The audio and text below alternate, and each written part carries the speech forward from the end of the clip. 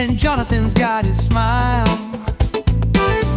Solving problems arcade style. Episode 99, what a big deal. Fix another cabinet, spinning that wheel. Circuit boards and screen displays. Tim fixes fast, he don't delay. Jonathan hosts with questions to flow. Arcade wisdom on their live show. Broadcasting from their world headquarters in Texas, it's the Arcade Repair Tips Live Show, the show that discusses arcade repair, restoration, news, and more. Now, here are your hosts, Tim and Jonathan.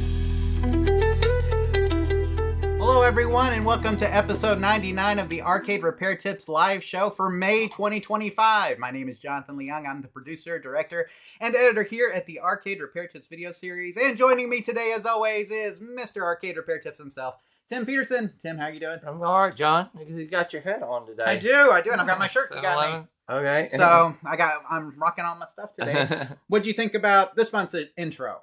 Oh, well, kind of groovy there. Yeah. This made me want to chill a little bit. We're trying to do some different styles. So we did like a rap, right? We did like an 80s hairband rock last month. And then this month, yacht rock, Tim. Okay. That's one of my favorite genres of music. So I love yacht rock stuff. Hopefully you guys like some yacht rock and enjoy that intro. Maybe we'll play the whole song here at the end if you guys would like to hear it. But, just trying some different things. Yeah. I thought that one had a nice groove to it. Yeah, it's kind of groovy. Steely Dan. Yeah. Maybe it kind of reminds me. Something like that. There you go. Well, we hope that everybody is doing well out there. We've got a lot of you guys in the live chat this evening, and we're so excited to have you here. Tim, before I get to you, I'm going to go ahead and acknowledge them. Jumping General is here, Tim. Current Phonograph is here. Greetings from California, they say. Let's see. GTA 5 Best Moments is here. Geek Glide 08 is here. The Real Hammer Billy Lee is here. Misfit Chris Rules is here. And Dragon Punch Dave is here, Tim. Already, big crowd tonight. Right. We're so glad to have all you guys here in the live chat this evening as we go through some arcade repair questions, just like the song said. So, Misfit Chris Rules says, man, this is the greatest thing. I love you guys. We love you too, man. So there we go. So, and some let's go, everybody. Oh, looks like everybody's good.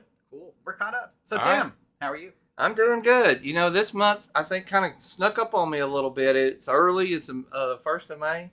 And so, It's May Day, Tim. Right, May Day. May Day. So, a little earlier than I was like, oh, live show is coming up. So, I was getting really excited to get to be here with you and talk to you guys. So, yeah, the first is tough, I feel like. I feel like it's just tough for people to make the live show a lot of times because the first has a lot going on. Most people get paid on the first. There's some other things going on. But we are so glad for those of you who could be here tonight. Now, Tim, we have arcade repair questions, obviously, that we will be answering throughout the evening. We also have a quiz like we did last month. Okay. I won't tell you what it's on yet. Tim knows. And Tim may even jump in there and answer some questions like you did last time. Maybe. Right? I would say you got a really good chance this time to beat me. That's right. Who won last time was a Real Hammer Billy Lee, right? Yeah, I think Billy Lee right at the end. That's right. He snuck in with that last Your question. daughter was beating everybody well, for a while, she had a heads up on all the questions. So now that we've done you got to answer fast, though. That's right, exactly. Got to answer fast. Speed counts in that. So we'll get to the quiz here in a bit. We'll also be talking about some news, some discussion, and things like that as we go on through the show. So, but Tim, I think we're about ready to move on with the questions and other updates that we have. Let's is go. there anything else that we need to cover before we do? No, let's get it. Okay, let's do it. So before we get into questions, we did have an update from Mike. Now, Tim, you may remember Mike from the previous show, episode 98, had a Golden Tee board with Sprite issues. I think it was I remember 98, that. Golden Tee 98. And so he did write back, Tim. Let's see what he said here real quick. He said, ring the bell. I don't know which one works, but I pushed together everything that was connected. When I turned it back on, the video was perfect, just in time to play some Golden Tee and watch the Masters. Thank you. So, Tim, like you mentioned, we used to have this saying where we would say, ring the bell on the old Question and Answer podcast. And so Mike is referencing that here. He says ring the bell because he's got another game working. Tim, what do you think about that? Well, sometimes, I always say this a lot of times, I'd rather be lucky than good. Sometimes just getting in there and messing with stuff and reconnecting things and reseating chips or whatever, sometimes you kind of get lucky and sometimes it's that simple. So I'm glad that it was an easy fix for him. Yeah, it's always great to get updates like that, Tim.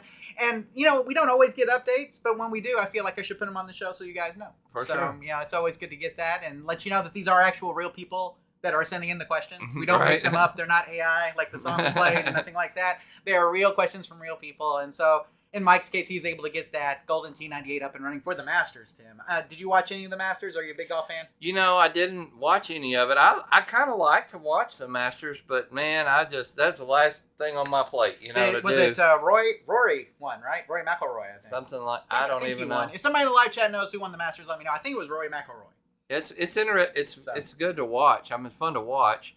But there was no time for that. Yeah. I watch golf. My dad is a huge golf fan, so anytime I'm at his house, if there's a big tournament on, Tim, we're probably going to watch it. So that's very common, and so I know some of the golfers just because of that. Tim, there's also a Netflix show that does the profiles on them. I forget the name of it at the moment. Kind of like there is for some of the other ones. For like F1, there's a show like that. There's one for tennis, I think it's called Center Court or something like that. But Netflix has been doing kind of these behind the scenes of certain sports, following different athletes and things, and you should watch some of those. YouTube Punk says Happy Gilmore won, Tim. Yeah.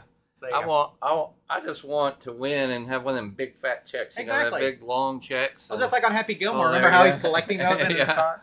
Speaking of Happy Gilmore, the second one's coming up. Oh, fun. So on Netflix, make sure you watch it. But anyway, that's enough with all of the non-arcade related talk. We'll talk about more of that in the after show. So if you guys are joining us for the first time tonight, right after the regular live show, we move into the after show. And the after show is just like the regular live show, except no topic is off limits.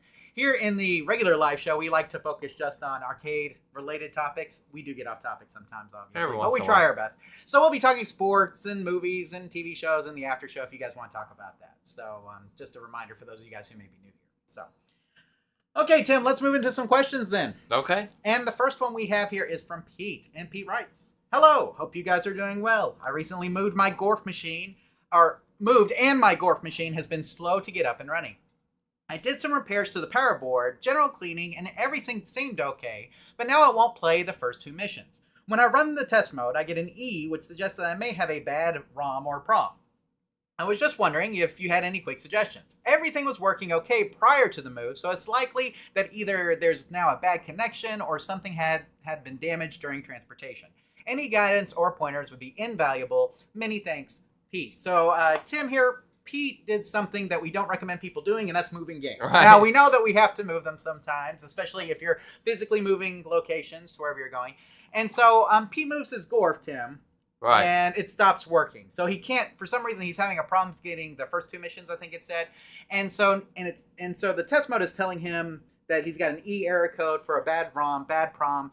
What are some things that Pete can do in order to get his Gorf back up and running? Well, Mike was a great example of some of the stuff he did. Sure. So you would check connections, check pushing in those chips and stuff. But we always say, what do we always say, Jonathan? We always start at power, the ASAP approach. So you want to make sure, because it's real easy. You guys know, everybody out here by now probably has dialed in a power supply, how you can barely turn it and it'll jump quite a bit. Well, imagine going in a moving van or just even moving it across the room, how much jarring and stuff that takes place. So I would make sure the power supply is dialed in and on spot, and then I would be checking every connection that I could. Yeah, it sounds good, Tim. I really think that this is the case here. Now, one of the things I think that we also got from Mike and his is that he pressed down on some of the different chips. And so that's a really good idea, too, on some of those ROM and PROM chips, Pete. Make sure that you push down on those. Make sure that connection to the board is good. That's very important as well. Tim, I'm going to go ahead and put out the outline here so we can talk about it. As you said, the problem is probably something simple since it was working before the move. First, check your power supply to make sure the voltage is getting to the game board is correct, like Tim mentioned. Next, try placing down on the ROM and PROM chips on the board to see if it helps clear the error code. Now, Tim, here's a picture of a Golden T98 board. Mm-hmm. Those ROM and PROM chips are the ones at the if you're looking at this picture, are located at the very top of the board there that are socketed. Right. And so you want to make sure that you might try pressing down on those, or you may try just completely removing them and reinstalling them, okay? But you want to be sure not to damage the chips during the removing and installation process. Be very careful with that. Tim, you can use like a chip puller as we've shown, but be careful with screwdrivers, because screwdrivers can sometimes bring the chips out with the pins kind of bent. And so you want to be careful with that for sure. Likely to break too. Yeah. Sierra Post on inspecting an arcade board for more information. And you know what? You may just need to replace the ROM and PROM chips as well. And so there's not very many on this board. You should be able to get a set from Hobby ROMs for pretty cheap. And Tim, I also linked to Hobby ROMs and Stefan's site right below in the show notes if he'd like to get a new set of ROMs Yeah. for his Gorf board. So does that make sense? Mm-hmm. Good. Okay, anything else here for Pete, Tim, before we move on? No, good luck, Pete. Let us know what the fix was. Sounds good, Pete. Hopefully answers your question. And good luck getting that Gorf game back up and running. Like you said, probably something simple. Let's check some power, check some connections, check those ROMs and PROMs, and see if we can get the game board back up and running. So, Tim, I'm coming back over to the live chat, and it looks like nothing's updated. It looks like we're all caught up. So we will continue on. Now, Misfit Chris Rules is from Guam and says he's having a wiring problem. I believe we have your question on the outline tonight. So we will be getting to that shortly. Just stay tuned. We will be getting to that here in a bit. We only do about 7 to 8 questions per episode, Tim. Sometimes there's 5. It just depends on how many we get in the month. So it's not like you have to wait very long. Typically, we get up through all the questions in about an hour, right, Tim? Yep. So if you want to go and come back, you're more than welcome to. But maybe you should stick around, learn a little bit more about arcade repair too, right, Tim? Hopefully so. Sounds good. Okay, Tim. Well, with all that said, let us move to our next question from Alil, Tim. And Alil writes, "Hi, I have an arcade cabinet that my neighbor gave me, and I wanted to add a Pandora's box to it. It came with a Capcom Marvel Superheroes that I love, but wanted other games like Teenage Mutant Ninja Turtles, etc. So I purchased a Pandora's box and followed the instructions on the JAMMA harness to remove the -5 power, etc. I am getting a horrible loud noise to it. I have purchased a new harness as mine has a kick harness for the 6 buttons, which this board does not take.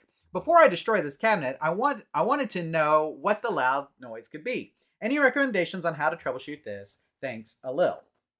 So, Tim, we have Alil here, and Alil has a Marvel Superheroes, and it has a Pandora. He wants to convert it with a Pandora's box, right? So this is very common. We see this a lot because maybe you want more than just Marvel Superheroes, and these Pandora's box boards are very popular now.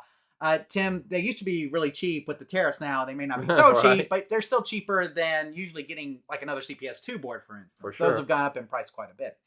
And so he's just wanting to convert this over to a Pandora's box, but when he hooks it up, he's getting like this really loud noise. He doesn't say if it's a squeal or anything like that. He just says loud noise, okay? So with that in mind, what do you think Alil is doing here that would cause that, or is there some wiring issue? What do you think could be going on with Alil's cabinet? Well, you know, we're gonna bypass maybe the power part and go straight to what would make a loud noise. Well, we want to check all the connectors going to the speaker, and also the speaker wires, the potentiometer itself. So the stuff that affects game sound. Now, you can make sure that, you know, where it hooks up to your board, where it hooks up to the speaker. Also, something's different. Now, what I would like to know, switch it back. Yeah. And see if it stayed with the game, or does it follow the box? Right. Okay. So that would be my best troubleshooting tip is, where does the sound come from? It's only when you're running the Pandora's box, or is it now do it when you do the other game? Yeah, it's a Marvel Superheroes. Yeah, so which one is that? So if it only does it with the Pandora's box, then most boards, like we said, don't require that 5 volts. Maybe you should hook it back up. It won't hurt, and it may solve some of your sound issue.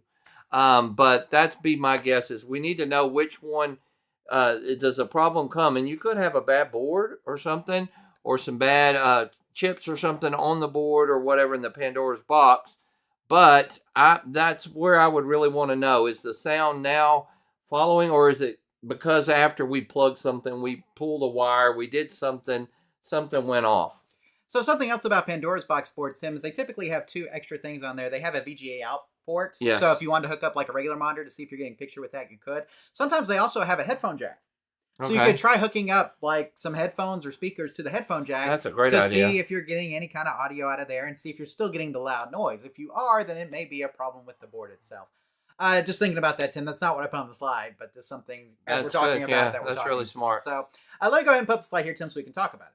So double check all the connections are hooked up properly. Pay special attention to the speaker wires and voltage wires. Tim mentioned the speaker. Verify that they are connected to the correct locations. Now, Tim, you got to remember, he's going from a JAMMA harness with a CPS2 kick harness to JAMMA, Chinese JAMMA. Okay, so we want to make sure that you wired all that correctly. So you need to double check all of that wiring to make sure that it's going to the right place. Chinese JAMMA basically just uses the JAMMA harness. There is no additional kick harness, and it takes out one of the ground wires at the bottom of the JAMMA chassis in order to wire up button 6. And so if you don't have that wired up properly, you could get some weird things like loud sounds and things like that. Also, be sure that the voltage going to the game board is correct. Bad voltage could be the cause of the horrible loud noise that you're experiencing. Also, try the volume knob. Maybe the volume knob is having issues. Tim mentioned the potentiometer. There may be a volume potentiometer on there. Some versions of the Pandora's box board actually have a volume knob on the board itself. So you may try turning that down and see if it affects the noise at all. While most Pandora's box boards do not require the negative 5 volts DC, it will not harm it for you to leave it hooked up. Basically, you can hook it to that line. There's no trace that goes from the pin to the rest of the board. Right. So it's like a dead end, basically. So there's no reason to take it out. You can leave the negative 5 volts hooked up and you're fine. It will not harm them if you leave it hooked up, like I said. Leaving it connected will also allow you to swap in other JAMMA boards. So if you wanted to, without having to make additional wiring adjustments, which maybe you want to go back to the Marvel Superheroes board. If you wanted to do that, then having the negative 5 volts would be a good thing to have. Usually JAMMA boards do require it. Not all JAMMA boards require it, but many do. And like we talked about with the headphone jack, try hooking up the headphone jack, see if you get that. If it only happens with the Pandora's box board, it could be a bad board, Tim. Again, we talked about these multi-cade boards, Tim, and how they're not manufactured to like the greatest of quality. And so sometimes you will get ones that are bad from every so often. We've probably gotten more 16 ones bad than we have Pandora's box boards, I will say that, or the 19-in ones or the 48-in ones. But it is what it is, and it can still happen. So, Tim, anything else for Alil here before we move on? No, I don't think so. Sounds good. So, Alil, hopefully I answered your question. And good luck getting rid of the horrible loud noise coming from your Pandora's box board, assuming that is where it's coming from. Yeah, the Marvel Superheroes boards are worth a lot now, Tim. Pretty much anything CPS2 has been going really high on eBay. Oh, wow. So, CPS2 is a clear winner. Of course, as we know with CPS2, Tim, they do suicide. So you can always go with the undammed. You can go with the undammed Infinikey, which is a very good thing to get. Or you can go with some other. You can go with unencrypted ROM chips as well, something like that, Phoenix Edition chips, in order to bypass that encryption. So CPS2, very popular games on that platform, like Marvel Superheroes. So keep that board around for sure. It's worth a lot. Or sell it, and maybe that would cover the cost of a new Pandora's box board or something else. For sure. It's up to you. Okay, Tim, I think we're to Chris's question. Okay. So, Misfit Chris rules. This is yours, I believe. Okay, Let's do it. Okay, here we go. So, he writes, "Hi, Tim. My name is Chris, and I'm from Guam. I just got my first arcade cab, and I'm converting it to a Street Fighter II Champion Edition. I've got the kick harness hooked up, and it works great. The JAMMA harness and the wires for the punch and directional buttons are another story. None of the colors seem to match out to the pinout on my JAMMA harness. The graph tells you what color wires you're supposed to use, but none of them seem to match up. I tried the JAMMA pinout diagrams online with no luck. I really could use some help or advice that you have. I am super desperate." And Tim, this is where our title for tonight's episode comes from. All the wires are driving me insane. And Yeah, Chris, dude, we feel you. They Yeah. will do that to you. So let's go ahead and take Chris's question here, Tim. Now, it sounds like he's trying to hook up this Street Fighter 2 board in this cabinet. And he had great luck with the kick harness, was able to get that all wired up. But it's the directional and the punch buttons he's having problems with. And the main reason he's having the problems is because the wire colors are not matching what he has on his diagram. Right. And so with that in mind, Tim, what advice would you give Chris in order to get the directional switches and the buttons working properly? Right. Well, not everybody has the same wire colors, but they should be in the same pinout. What we mean is the same position. Yes. And going from left to right, up to down, stuff like that. So what you need to find is not necessarily the wire color, but what pin position and is those. And so you're going to count and look at your sheet that you have. You're going to count those. Don't worry about the colors, but go 1, 2, 3, 4, 5, 6, 7. It may have a key, may skip one or whatever to find that wire. And that's how you're going to work. So to make sure. Another thing that you can do.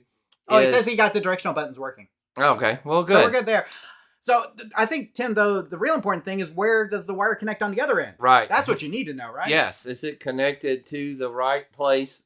But what we used to say is you could sit there and touch any ground and see which wire it is. Right. You could go into the test mode and see what am I touching? What's this? I've actually wired games like that before now. Just had a screen up and went, okay, this is up. Right. Instead of worrying about the wires or counting, I just went, that's up.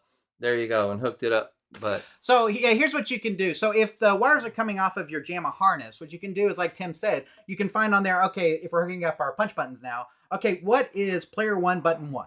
right. Okay, here's player 1 button 1. Here's the wire coming out of that position. Right. That one needs to go to player 1 button 1. Yellow. Now or it may whatever be color, it may be that you have wires on both ends, where you have a wire going up to player 1 button 1, and then you have a different wire coming off of your JAMMA harness that you need to connect together.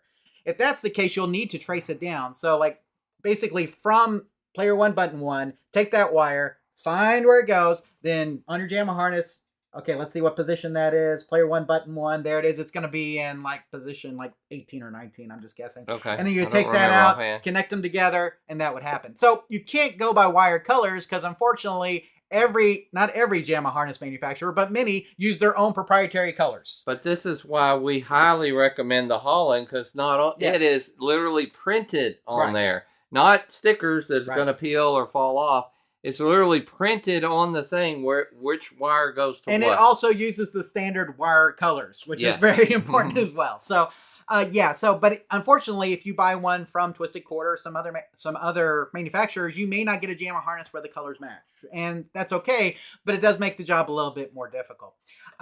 Mystic Crystal says they're working in the player select menu, but when I go to play the game, to play with Firekin or whatever, the player just keeps jumping up and down. So it does sound like you may have some stuff kind of miswired. That's in like there, either it's the jump button is wired wrong or its switch is stuck. Right. So when you wire up a switch, there's three prongs, but there's only 2 wires, right? You have a ground, and then you have like a normally open, normally closed prong. Okay, so what you want to make sure is that when you connect 2 switches, that you're connecting the ground to the ground, which is the pin that's all off by itself, and then the pin that's next to that is usually the normally open pin, right, Tim? And that's the one you want to connect your wires to. If you connect the wires to the one above that, which is the normally closed, it'll constantly make that connection, which means that your players will constantly jump. So like for your up direction right now, more than likely you have the ground on the ground, but you have the up wire on the normally closed prong. So you just need to take that off that prong, put it on the other one, and you should be in good shape. If that wire is backwards, it will do the opposite. If you hit the jump, he would quit jumping. Right. So if you were to hold up, he would stop jumping. Correct. Because that's the opposite. Now, when you hit up, basically it opens the circuit, right? Right. When you have it like that. When it's not, when you're not hitting it, it closes the circuit, making the connection.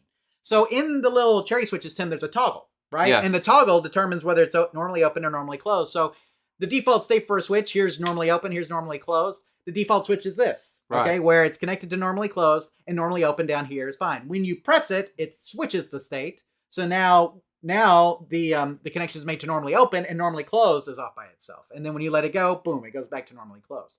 And so there are times where you do want to use normally closed, but in about 75, 80, maybe even 90% of the time, you want to connect up to the normally open prong, right, Tim? Most of the time. Yeah. So make sure that you are connected to that, because if not, basically, like Tim said, you're making the connection all the time.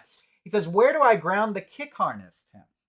So the ground coming from, there usually are grounds on the kick harness wiring that you can use. And so all you need to do is just make sure that those ground wires are going to the correct ground positions. Now, Tim, actually, in ground harnesses, a lot of times their grounding comes from the main harness. Right. And so, like where the power supply is hooked up on the main harness, those grounds are distributed to the other pins in the board. So, usually those are the 1 through 6. 1 through 6 positions on the JAMMA harness are all coming from your power supply. Okay.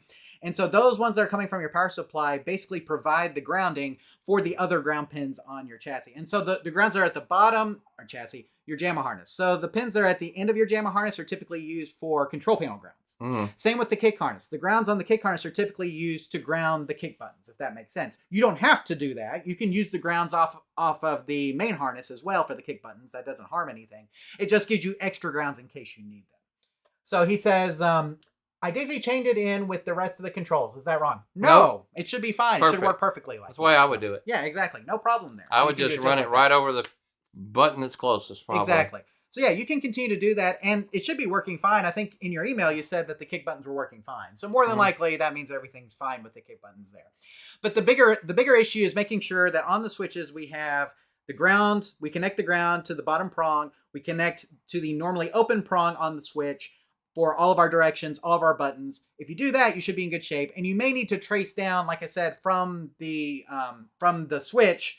If it has a wire already on it, you may have to trace that down and then connect the wires there together. Or you just may need to pull them from the JAMMA harness and connect them up to where they go on the control panel. Chris, if you have any more questions, let us know. Tim, do you have any more advice for him before we move on? No, I don't think so, Chris. You sound like you're really gaining knowledge and knowing what you're doing. I think you're on the right path. You probably got a switch stuck or it's wired wrong. And if you understand what we're talking about, that old Sesame Street song that says one of these kids is not like the other. Do you remember that song? One of these. The one that's the ground is the one that's not like the other two. It's over by itself underneath, and that's the one that you want to connect the ground to, okay? Right, and the normally open is usually the one that's the closest to the ground. Right. Not it always. Actually says it in very small print on there, N-O. Or N-C. And then the ground would be C-O-M or common, and then N-C would be the one at the top. Correct. I wish I had a nearest the cherry. Do I have a switch here? I'm looking. Cherry. No switches here today, sorry. So we usually keep some around. I think I have one in my toolbox over there. I have to dig through stuff to get it. But yeah, I mean, as long as you do that, you should be in good shape. I think you sound like you're getting the hang of it already. You've made some progress even since you sent in the email, which is great. And so we wish you continued progress. And Tim, we also have a video on wiring a cabinet using the JAMMA standard. Yes. And so you may want to check that out as well, because that's basically what you're doing. I mean, you have the kick harness, a lot more detail on what we've been talking about if you haven't seen that video. For sure. Now, Tim, I am going to go ahead and put up the outline scene here so we can talk about it, just because it has some good points to make. Unfortunately, not every JAMMA harness manufacturer adheres to the same wire-colored standard. Boy, that'd be great if they did. As such, wire colors on your JAMMA harness may not match the wire colors on some of the JAMMA harness wiring pinouts available on the internet.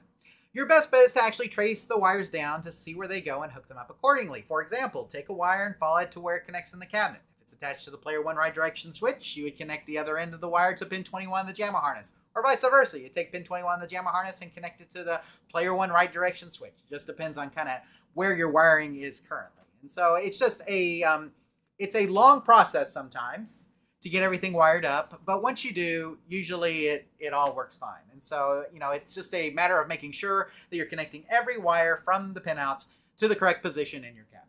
Tim, is there anything else here for Chris before we move Chris, on? ask more though if you have another question or any of that. Yeah, we will be happy to come back to you. Yeah, I was about to say, if you have additional questions about it, we'd be happy run, to come check back. it, and come back if you want. Either way. So, because we do keep up with the live chat during the show, so if you have additional questions or if you need additional help, let us know, and we'll continue to help you out during the live show. And we have people in the live chat that can help you out as well. For sure, and they may be able to get to you before we do, because we're trying to answer some more questions here. But either way, we'll try to help you out as best we can. So, Danny Ransom's here, Tim. He says, "Hey guys, good to see you. Hope you're doing good. It's been a while. It has. We're so excited that you're here, Danny. We hope that you're enjoying the show." So, Tim, I feel like we have some. I was about to say a lot of your activity tonight. That's awesome.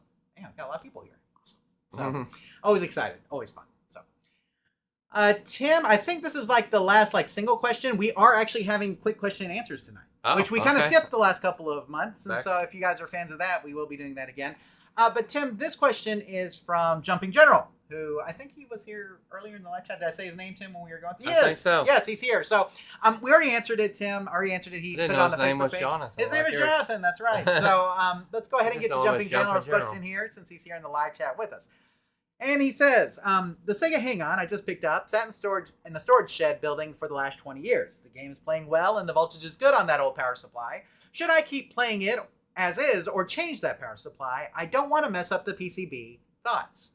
So Tim, Jumpin' General is being proactive here. He wants to go ahead and maybe change out that power supply, but he says that old power supply that's in it currently is working. Now, last time, Tim, he did actually send in a picture of what the bottom of his cabinet looked like, so we do know that he's using a standard switching power supply. Okay. And so, but he's saying voltage is good off of it. There's no issues with it. So what advice would you give Jumpin' General here? Would you say, let's just go ahead and change out that power supply right now because it's old? Or would you say, let's just keep running it because, it's good voltage and everything's fine? Well, my dad always said, if it ain't broke, don't fix it. If it ain't broke, don't fix it. Leave it alone. But I get it. So I have games, and it's probably one that he wants to keep for a while. Sure. Maybe it has some sentimental or a favorite of his, and he wants to prolong that. it's a toss-up. It's up to you. I really can see, well, just play it until one day it will finally crap out on you and get another one. Or you can be a little proactive and keep it playing. Make sure that day's a long time in the future. Just like everything else in the world. You know, my phone, compared to 10 years ago, is a little bit more advanced, right? Yep. And power supplies haven't changed a ton, but there are some new things and stuff, and I like the digital ones and things where you can really dial it in.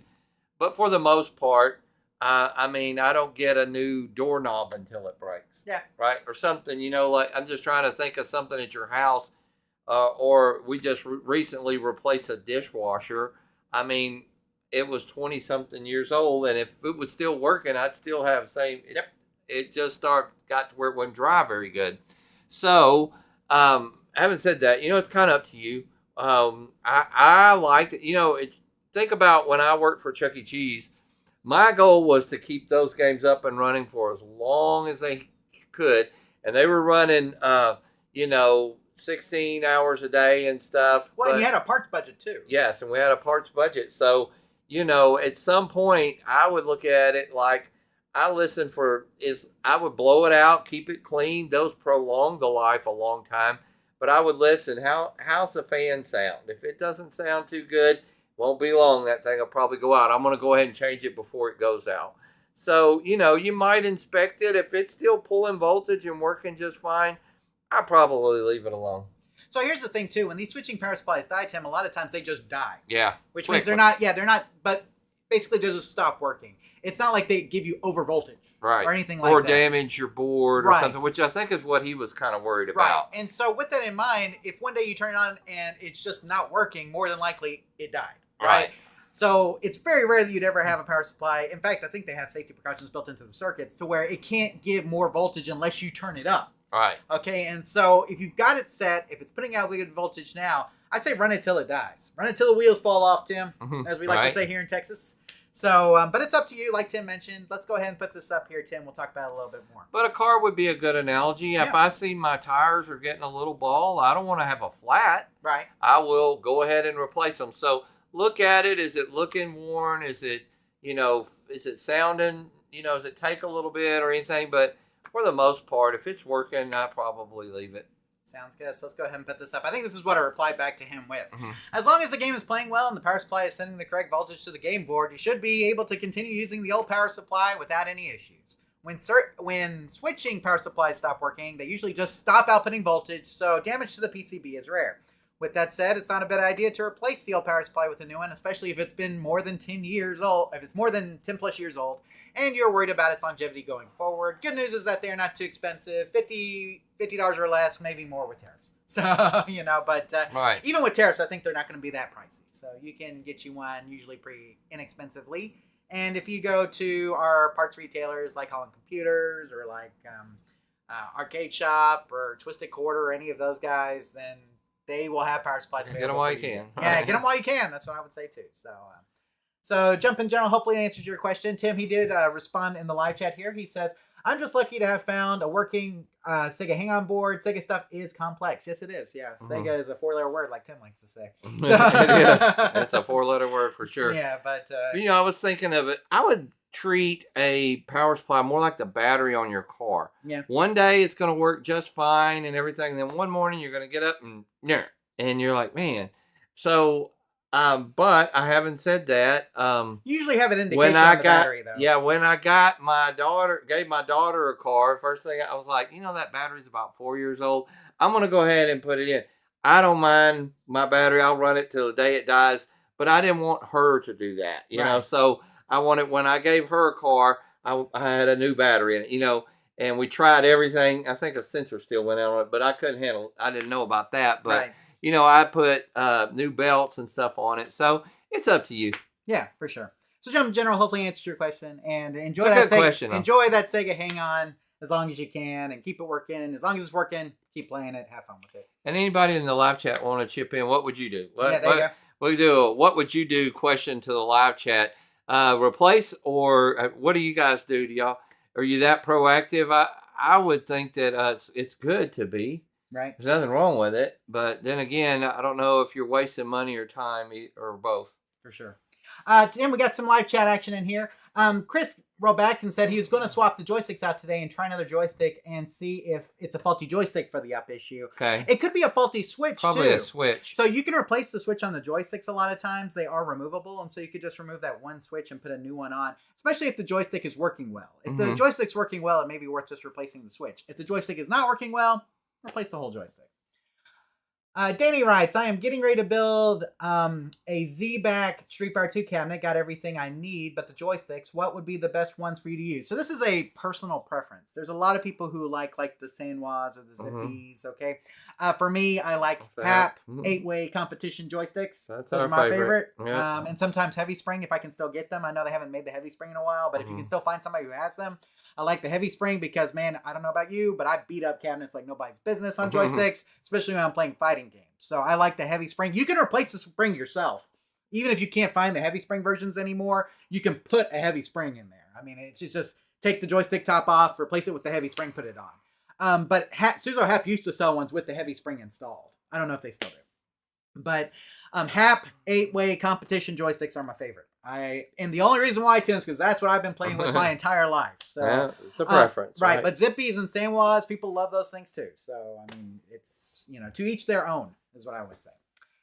Chris wrote back, can you hot swap buttons when you're in test mode on the arcade machine when you're trying to figure out controls? Also, how do you get to the test, or how do you get out of test mode once you're in it? So we wouldn't recommend hot swapping buttons, and the reason why is because that leaves you open to an accidental short. Okay, so if you have the game on, you can do it, but you need to proceed with extreme caution. Is that a good way to say it? Good. Okay, so proceed with caution. Because if, for some reason, like let's say you take off one of those wires and accidentally it hits something metal, or it hits something, hits something else in your cabinet, you could short something. So be very, very careful. Yes, very possible to short something. You can do it.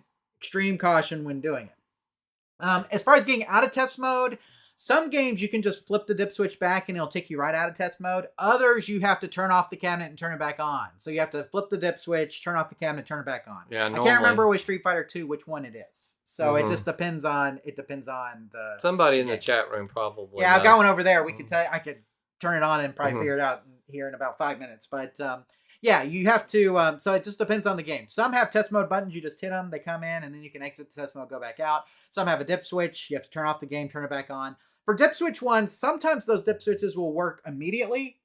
Like you can turn them into test mode, turn them off and back, and you're back out of it. Sometimes you've got to turn off the game and turn it back on in order to leave the test mode or to go into the test mode. Depends on the game. So I'm not sure on Street Fighter. The manual would probably tell you. So if you want to look up the manual real quick, it'd probably tell you. And I have one over there, but it's been so long since I've changed the dips on it. I couldn't tell you. So, Real Hammer Billy Lee, I would definitely go with it. He says stick with it. Yeah. So stick with him. Or no, he says this is for the joysticks. I definitely go with IL sticks. So you can do IL sticks if that's your preference. And that's let's see, Industries Lorenzo is what that is. So like I said, everybody's got different preferences with and joysticks. some of you guys may be more players than I actually am. Yeah. Every fighting game that I played when I was a kid had HAP 8-way competition joysticks. It just feels right to you. Yes, it's a natural feel. And every one of mine have HAP competition 8-way joysticks. I love them. So let's see, Geek Light. I buy the spare power supply and put it on the shelf, thus guaranteeing that old power supply never dies. That is true. It's kind of like washing your car and then automatically having it rain, right? It's kind of the same thing. If you put a power supply on the shelf, the other one will just never go bad, right? Right. So there you go. Good. Or you can put it inside the cabinet, like just buy it, put it inside the cabinet, and when it dies, have it right there, ready to go. That's right, exactly. So. You could even make a plug, and you could just unplug one. Last month we talked about Molex connectors, right? There we go. Just like boom, boom, done. So sounds good to me. Okay, I think we're caught up, Tim. Okay. So we're to the quick question and answer section. Here we go. It comes back. Okay. It is making its triumphant comeback. Now, these are not the hardest ones, but they're quick hit questions. So for those of you guys who have not been around for the quick question and answers, basically it's 3 super simple questions. I rapid fire at Tim, and Tim rapid fires back answers to me. These are not as complicated as some of the ones that we've already had tonight. And it's just a good way to kind of knock out several questions at once. And so with that in mind, Tim, let us get to the quick questions and answers for tonight. And our first one comes from Forsey Anders. Where's a good place to find manuals for our arcade games, Tim? Okay. First one. Second one from Greg. I've got a stand-up arcade that plays blind. It has multiple games and a Dell screen. Can you help me? Okay. And then Rooski Wolf 1653, more of a statement, I guess, but a question as well. Mortal Kombat 2 in a Dynamo cabinet. Say it isn't so. Yeah, we have one. So we'll talk about that as well. So Tim, let's take these one at a time. So Forsey Anders, what's a good place to find manuals for arcade games, Tim? All right. The internet. The internet. Google. I mean, that's what I would do. I would Google Street Fighter 2 manual, and I mean, I'm just telling you that there's a lot of people have. Now, if you actually want the physical copy, you're going to have to go to some place like eBay or something. Right. But if you don't mind just getting a digital copy, there's a lot of sites. There's too many to list, although, Jonathan, I think you probably will list some. Yeah, so, I mean, I just put, like, archive.org, which is the Internet Archive you guys are probably familiar with. They have a whole section on arcade manuals. Textfiles.com, Tim, you're probably familiar with them as well. They have a big manual selection. And, Tim, we can't bypass KLOV. Right. Killer List of Video Games, also known as Arcade Museum. Has manuals. That has manuals as well, so good place to check out. Okay, Greg, Dell monitor, lots of games, playing blind. What's going on? Well, if he's got the Dell screen on, that means he's not getting the video output and it's got a VGA connection. I would check your connection. Now, he could also try hooking up another monitor, right? He could. Just a standard computer monitor in most cases, so try that out. Or try a different power or cable. Yeah, cable too. Rooski Wolf 1653. Mortal Kombat 2 in a Dynamo cabinet? Right. I've seen a bunch of them that way. So Tim had this cabinet when I met him. Right. And I bought it off of him at some point. It still resides in the game room, Tim. But how did this come to be? What is this? What is this sorcery? Because every Mortal Kombat 2 people see is usually dedicated. Right. Well, it's because of the kits that were sold and people, they were so popular. It was a lot cheaper just to buy the kit and convert something you already had. And at that time, Dynamo cabinets were really popular because you could just change them in and out and really quick. Yes, I still like Dynamo cabinets for what it's worth. So, and you know, I was never you liked them more than me, and I did not like them very much because I like to get in the back of the game. Yeah, and you can still get in the back. You can, but it's just not the same. I like the shelf. You like the drawer. Yeah, I like the shelf, but you can still. Some of the Dynamos don't have access to the full back. Right. The Street Fighter 2 and the Mortal Kombat 2 that I have both do though. When you open that up, you see the shelf. Right. And it's not split. Some of them split where the monitor is and split where the board is, and I don't like that as much. I like having the cool thing about it though, Tim, is you can work on it from the front of the cabinet. Yeah. And you can work on it from the back of the cabinet. Yeah. I'm just, I'm old school. This guy right here, just open up the back doors, lots of room. You could crawl inside there and work if you wanted to. Tim, anything else on any of these before we move on? Before I put up the outline here? No, okay, let's do it real quick. So, Forsey Anders, you should be able to do a quick internet search using the name of the game and the word manual after it, like Tim mentioned, the internet. Jumpingeneral says we used to call it the World Wide Web. Yeah, that's what we call it. So www. So, let's talk about some actual places where you can find them. The Internet Archive at archive.org, Tim, is a great place. Textfiles.com and the Killer List of Video Games, KLOV, are some great places to find manuals as well. And Tim, I linked all those down below in the show description. Yay. Okay, the actual places where the manuals are. So go there, and more than likely you will find the manual that you're looking for. So on Greg's multi-cabinet with the Dell, if your arcade has a Dell monitor, it's probably got a VGA output on the board, or maybe it's even powered by a computer. It could be. Try connecting up a computer monitor and see if you get a picture. And if you don't, then you probably have either a bad computer, bad board. If you do get a picture, probably a bad Dell monitor. Replace it with something else, right? Pretty simple on that one for sure. Rooski Wolf 1653, yes! While many people remember dedicated Mortal Kombat 2 cabinets, some operators use Dynamo cabinets with conversion kits to save costs. And that's what we have. We have a Mortal Kombat 2 in a Dynamo cabinet. And Tim, it is smaller and takes up less room than what a dedicated Mortal Kombat 2 would. And so, for sure. And plus the Street Fighter 2 is in the exact same cabinet, so it looks really awesome when they're side by side because it reminds me of my childhood. Boom. Tim, I think that's it for that one. Well, I would say for Forsey Anders, I really wasn't trying to be smart or anything by saying look at the internet. I'm just saying that it depends on what you want. He may be really wanting the physical manual. And when I first started collecting, I really liked it. Yeah. I wanted a manual for every game. Yeah. And I probably still have stacks and stacks of manuals in storage. But what I realized is I really didn't use them much. Most of the time, it was just easy to Google a question or something or watch shows like this. There you go. So, Forsey Anders, Greg, and Rooski Wolf 1653 hopefully answer your questions. And good luck with your future arcade endeavors. And Greg, if you need additional help with that Dell monitor question, let us know. We'll help you out further for sure. Now, Tim, we're at the quiz section, but before we get on, we did have another update from Chris here. He says when he goes into test mode, it should show him which controls are hooked up wrong, correct? So you need to go to the I/O test on the board, okay? The input-output test. And then what you'll do is you'll hit the buttons, and it should show See if you it matches. right. Yeah. It should match with what's on the screen. So when you hit, low punch, you should see low punch light up on the board. It should say on, off when you hit it. Same with like medium punch, high punch, low kick, medium kick, high kick. Direction should all light up like that. Yeah, and so it should have like an input-output test. I think Street Fighter 2 does have an input-output test. Not all game boards do. Not all game boards do. But that will tell you what's hooked up right or wrong. It won't specifically tell you this one's hooked up wrong, this one's hooked up wrong. It's up for you to hit the buttons and make sure it corresponds to the correct location. The buttons and the joystick match up to the wiring basically with what's on the screen. So when you hit player one right, make sure that shows on the screen as in the on position when you hit it. Now, if you go into test mode and there's something already in the on position, you probably have the switch wired wrong. Right. So again, Or a bad switch. Right. So, okay, Tim, are we ready for some quizzing? Let's do it. Okay. We got to go to the side again. Yeah. Right? So I'm gonna go ahead and just put this up here. So last month we played a quiz game where basically everybody got to play Tim on some arcade trivia, just general arcade trivia. This month we're doing news trivia. This is all trivia based on the news of the month. Okay. Okay, for episode 99. And so, Tim, I'm going to go ahead.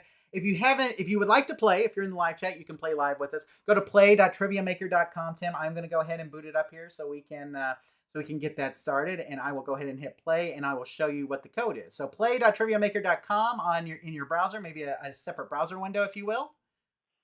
Okay. And I will put the code up on the screen now. Or will I? Boom! There it is. Okay, it took a minute.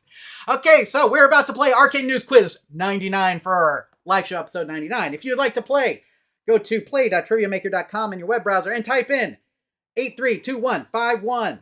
So, and put your name in there, Tim. You don't have to put your name. You can put TP. All right. Of course, that's too much like toilet paper. Right. Something else. Or you can put TP. I don't know. So you can put your initials. You can put your name if you guys want to. You can put your name up there if you'd like to. So whatever you'd like to do. There's the QR code they could use. Yeah, and you can use the QR code as well. You can scan the QR code. Oh, there's Tim. So we got Tim in here. We're going to give everybody a little bit of time to join us for the news quiz tonight.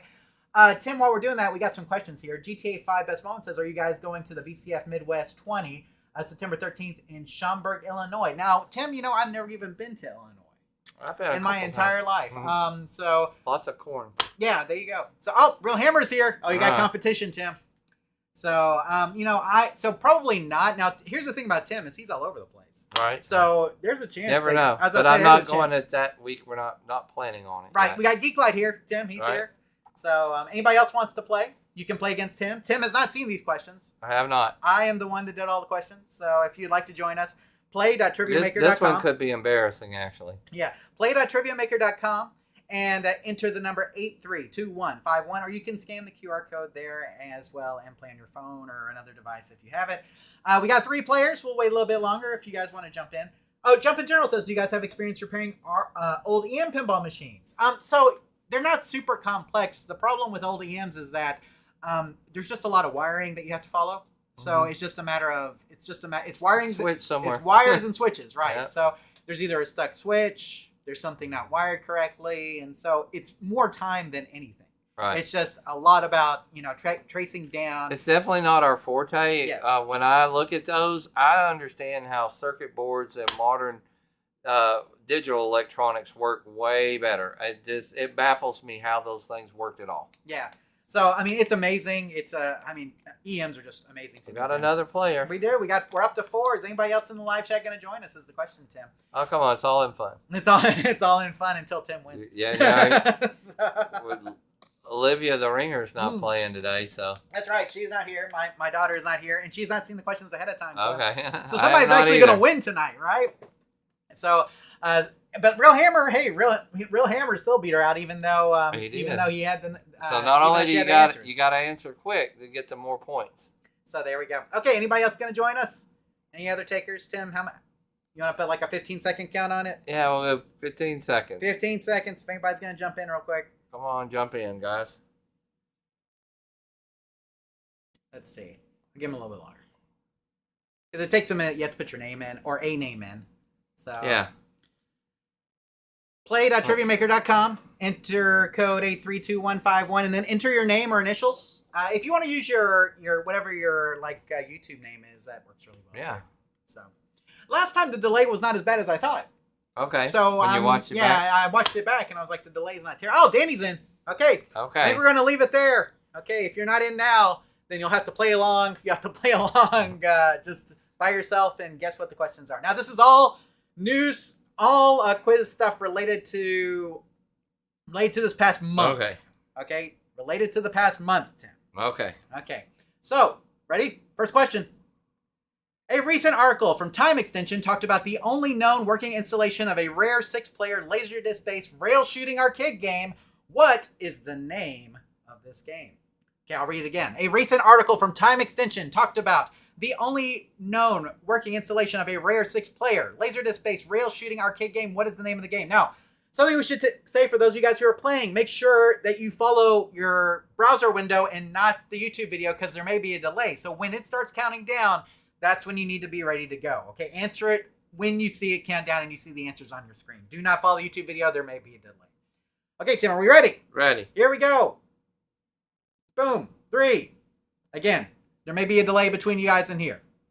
Here we go. Is the answer Albagast, Bear's Quest, X-Men the arcade game, or Galaxian 3 Attack of the Zolgear? We got 2 more left. Danny's in. Danny's left to answer. You got 15 seconds, guys. 15 seconds. Boom. Galaxian 3 is correct. Let's see who all got that real quick. Tim, did you get that? No. No, you didn't. Oh, Real Hammer is the only one who got it. Okay, well, it looks Billy's like Real Hammer may be winning this one too, Tim. So there we go. So congratulations, Real Hammer, on that. So it was Galaxian Attack of the Zolgear, Tim, which is a very rare game, and there's only one known working installation. We're going to talk about that here in a bit when we get to our news and discussion section of the show. So, okay, Tim, let us move on to our next question. Jersey Jack Pinball officially announced the theme for their next pinball machine. What intellectual property will the new game be based on? Jersey Jack officially announced the theme for their next pinball machine. What intellectual property will the new game be based on? I'm going to give it just a second here, Tim. I am going to... Okay, here we go. You ready? 3. Again, follow your tablets or browser windows, guys. The answers are King Kong, Harry Potter, Dune, or Journey. You have 15 seconds to answer. Select now. King Kong, Harry Potter, Dune, Journey. Remember, the faster you are, the more points you get. The answer is Harry Potter. Got that. Okay, so Tim's on the board now. Oh, you leaped Real Hammer there, Tim. Okay. So they're goodness. arcade guys. Yes, exactly. So again, I know there's a little bit of a delay, guys, so we're gonna hold up here for just a second. But I wish it was a little bit faster. It's a little bit faster than I thought, like I said, after watching the video back, but we want to make sure that we get everybody in here. So again, this is a reminder. Follow your browser window when it starts counting down and answer when it gives you the countdown. Don't follow the video. There may be a delay. That may be the only one I get right. Okay, here we go. Next question, Tim. You ready? I'm ready. A new sequel to this arcade game series was released recently after being absent from the video game scene for more than 25 years. What is the name of the series? Okay, Tim, here we go again. A new sequel to this arcade game series was recently released after being absent from the video game scene for more than 25 years. What is the name of the series? Here we go, Tim. You ready? Ready. 3, 2, 1, go. Your options are Asteroids, Fatal Fury, King of Fighters, and Missile Command. A new sequel to this arcade game series was recently released after being absent from the video game scene for more than 25 years. What's the name of the series? Asteroids, Fatal Fury, King of Fighters, or Missile Command? We will be talking about this, I think. The answer is Fatal Fury! Missed that one.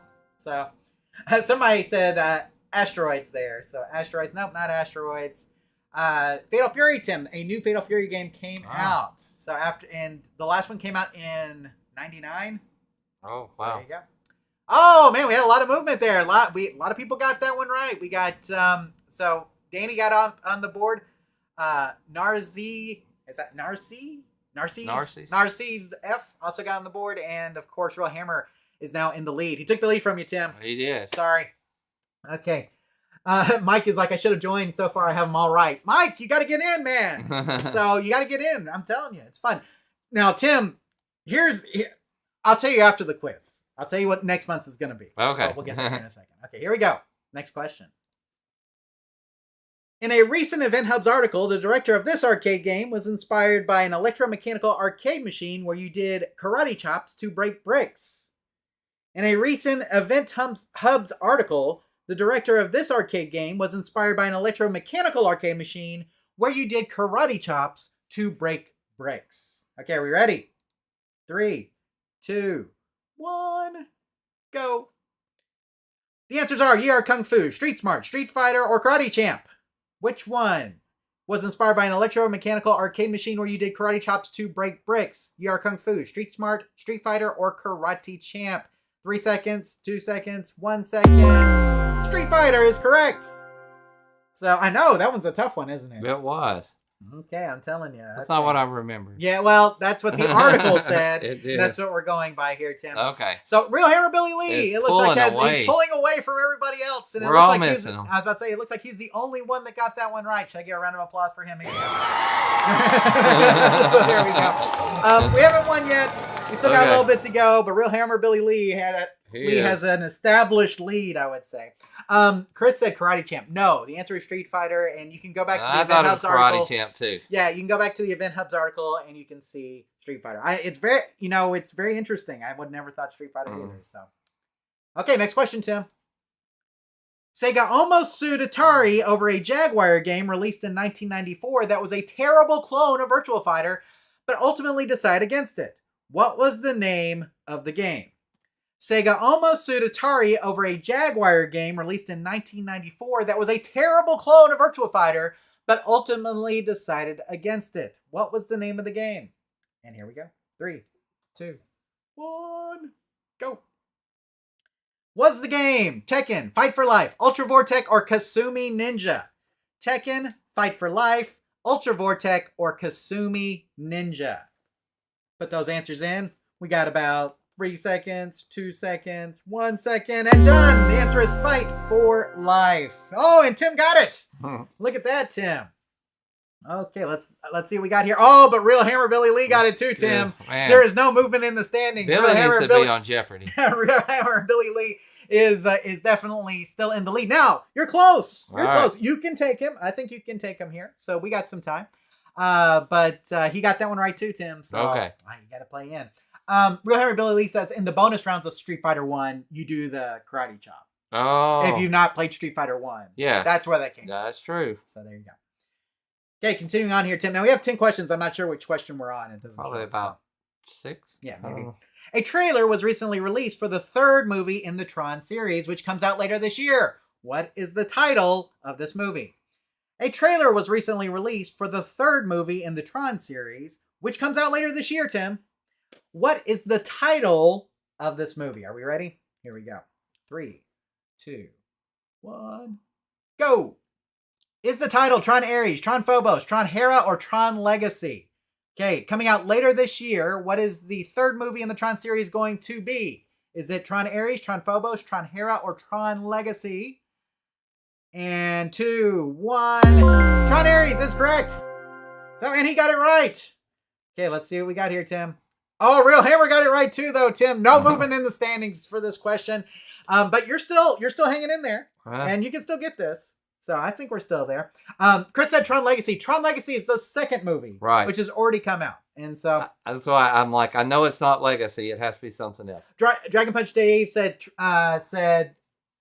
think Ares. Yes, Tron Ares. That is correct. Tron Ares. So you got it right, Dragon Punch Dave. You should have joined the quiz game here. So okay, Tim, let us move on with the next question.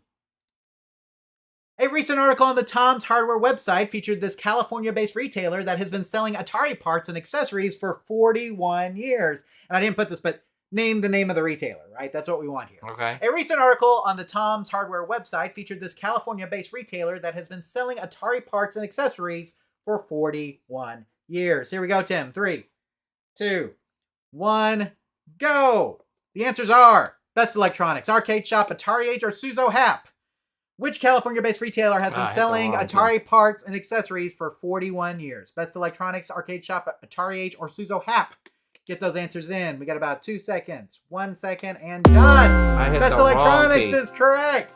Yeah, sometimes being so fast. I tried to be fast. If you're trying to be fast, it's tough because you still have to get it right. So, Mhm. Best Electronics is the name of that retailer, Tim. Billy blew. Oh, us it looks off. like Danny moved up on that one. And No Billy movement didn't get it. in the top. Billy, Ah. Real Hammer didn't get it, Tim. Okay. Real Hammer Billy Lee did not get it. So that means you're still in. We're You're still in close. here. We're close. Okay. Coming up, let's go ahead and I'm going to wait for it to catch up here for a second because I see we're a little bit behind. Okay, here we go. Let us go to the next question, Tim. Our friends at Pinball News posted an article on the impact of tariffs on the pinball industry. Quotes from which 2 pinball companies are featured in this article. So each of these answers, Tim, has 2 pinball companies in it. Okay. Okay, so our friends at Pinball News posted an article on the impact of tariffs on the pinball industry. Quotes from which 2 pinball companies are featured in this article. So here we go, Tim. 3, 2, 1, go! So which 2 pinball companies? Spooky and Stern, Stern and Barrels of Fun, Dutch Pinball and Jersey Jack, or Barrels of Fun and Dutch Pinball. So those are your 3 answers. Which quotes from which 2 pinball companies are featured in the Pinball News article on tariffs? Spooky Pinball and Stern Pinball, Stern and Barrels of Fun, Dutch, and Jersey Jack or Barrels of Fun and Dutch. And we know now it's Barrels of Fun Pinball and Dutch Pinball. Oh. Yeah, so that one was hard because it's 2 lesser known pinball Yeah. companies. Why did That they? one was Why did they very ask tough. one of the bigger ones? Yeah, well, you got to remember that Dutch Pinball is based outside the U.S. And I think Barrels of Fun is too. Mm-hmm. So, or no, Barrels of Fun. I don't know if Sorry. anybody got that one. No, it doesn't look like it, Tim. We had no movement on that one. That was tough. That was a tough. That was part. a tougher one for sure. Okay, I understand. Okay, maybe we should move on to something else. Hey, if you've been on our Twitter feed or X feed, or you've been on our Facebook page, Tim, you should have seen these. I'm just saying. Right. Okay, so here we go. I definitely should have seen them. I saw 'em. I just can't remember them all. Okay, here we go. It seems like you can play Pac-Man on almost any platform today. In fact, a recent article from Game Rant talked about Pac-Man coming to a new platform. What was it? It seems like you can play Pac-Man on almost any platform today. In fact, a recent article from Game Rant talked about Pac-Man coming to a new platform. What was it? Here we go, Tim. 3, 2, 1, go! Is it Amazon Alexa devices, Volkswagen cars, smart TVs, or Google Maps? Okay, which platform is Pac-Man coming to that was talked about in the Game Rant article? Amazon Alexa devices, Volkswagen cars, smart TVs, or Google Maps? Volkswagen cars is the correct answer. I don't think anybody. That was my choice. Okay. I was like, and then I was like, well, I think it's the car. Okay, let's see. No movement there, Tim. Definitely. Ah. So that was a tough one. That was a That tough was one. another tough one. For sure. If you hear that Really sound, thought that it was usually a car. means Ah. Pac-Man on dishwashers, Geeklight says. Pac-Man on dishwashers could be a thing. I don't know. could do that. So there you go. So anyway, Dragon Punch Dave got it right. WVs, that is correct. So here we go, Tim. We're getting low on questions here. A recent report from Deadline mentioned that a new movie is being released based on this video game, with Michael Bay set to direct produce the film and Sydney Sweeney being part of the cast. And actually, Tim, that's been debunked now, but we'll go with it. What game is it? A recent report from Deadline mentioned that a new movie is being released based on this video game, with Michael Bay set to direct produce the film and Sydney Sweeney being a part of the cast. What game is it? Here we go, Tim. 3, 2, 1, go! Is it Virtua Racing, Daytona USA, OutRun, or Hang-On? Okay, what video game is being turned into a movie with Michael Bay set to direct, produce, and Sydney Sweeney being actually part of the production too? Here we go. OutRun is correct. I got that one. Okay, you got that one. That's right. Okay. Oh, the Real Hammer Billy Lee wins, Tim. Hey, 427 points. He got there faster than you did. Tim, you come in second place with 286. Narcisse F, 167. Danny Ransom, 154. And Geeklight 080. Sorry, Geeklight. So, okay, we have the music going. I don't know. I think I have to close it. Round of applause for Real Hammer here. There we go. Tim, Real Hammer wins again. He did. I tell you what, he's good. Okay, I'm going to have to study next one. that's right. Thank you guys for playing. Hopefully you had a good time doing that. It's always fun to play against you, Tim. I think that's the most fun part. So It's as real as it gets. that's right, exactly. Tim has not seen those Do not questions. know He the has no question. idea exactly what's coming in, and so Just like you guys, he's guessing along with you. Yeah. I thought we'd do the news, though, because we are actually going to talk about some of these stories, Tim. Okay. So let me talk about what the quiz is going to be for next month, Tim. Oh, we're getting a preview on the 100th episode quiz? Yes, so this is for those of you guys who are watching ahead of time on episode 99. We're going to reward you by letting you know. And Tim, we may even do a prize for episode 100 for the quiz. Okay. Next month's quiz will be all questions about arcade repair tips. Oh. So easy enough, right? Wow. Some of them are very hard. I will tell you. But it is. I was going to say, do I need to remove myself from this, or is it I think I you will be an advantage. This or is a lot of disadvantage? remembering for you. I Okay, think. well then you got a good shot because my memory is getting bad. Okay, there we go. So next month, the quiz for episode 100 will be all questions about arcade repair tips. Just Nice. General stuff about the podcast, the live show. I mean, basically it'll be about a lot about the live show because it is 100 episodes of the live show, but we'll throw some other stuff in there too. Okay. So there you go. So study up. Can you beat me at my If you own game? watching videos is a good way to study up. Right. Watch some arcade repair tips videos. I think there's some questions specifically about videos, Tim. There are some questions about like specific episodes, some stuff we may have covered. So, just open your browser, open YouTube, go to the Arcade Repair Tips channel, and just let all the videos play all day. Oh, there you go. We also get paid if you do that, but Play them while you sleep. Yeah. Learn by osmosis. That's right. Learn by osmosis, playing while you sleep. Exactly. So, but yes, study up. So, go to the website, maybe look at some of the stuff there. It's all going to be Arcade Repair Tips questions. So Okay. there you go. Some of you guys will probably be really good at it. So, Some of you have been around a long GTA 5 time. Best Moments says they came in third. And so I don't know. Okay. I forget who that was. And then Real Hammer Billy Lee says, gotta take off, guys. Have a good night. Congratulations, Real Hammer Billy Lee, again for winning. Well, just Chris says this eat us and run. That's right. Chris says this has been an awesome show. We're glad that you enjoyed it. We're glad that you're here, and we're glad that we got to your question as well. It's not over. Yeah. Geeklight08 says about 200 hours worth. That is true. It's about 200 hours worth of content. 100. If you do 100 episodes times about 2 hours per episode. That's a lot of About 200 episodes. hours worth. Now it's not just live show questions though. I did put some podcast questions on there from the Okay, Q&A way back. podcast. Okay. I put some stuff on there from the website. I put some stuff in there from YouTube videos. We've done a lot of content, guys. So there you go. So have fun with that. I'm just All telling right. you. So if you've been watching a long time, you will be rewarded. Maybe That's a Okay. good way to say it. So Arcade Pilot says, what's the safest way to check a power supply for a cabinet? Multimeter. Yeah. Multimeter. Yeah. Use your multimeter and be careful. Yep. So Chris says, nobody in my area does arcade machines. You guys are a lifesaver. Appreciate the advice. Not You're a problem. welcome. So we're glad that we could help you out for sure. What area are you at? Guam, he says. Guam. Okay. Guam. So That's right. yes. Okay, now Tim, let's talk about some of the questions News. the news we had questions on. Okay. Okay, Well, for let's go. some of you guys who missed, if you missed the question, maybe we can give you a little bit more detail here.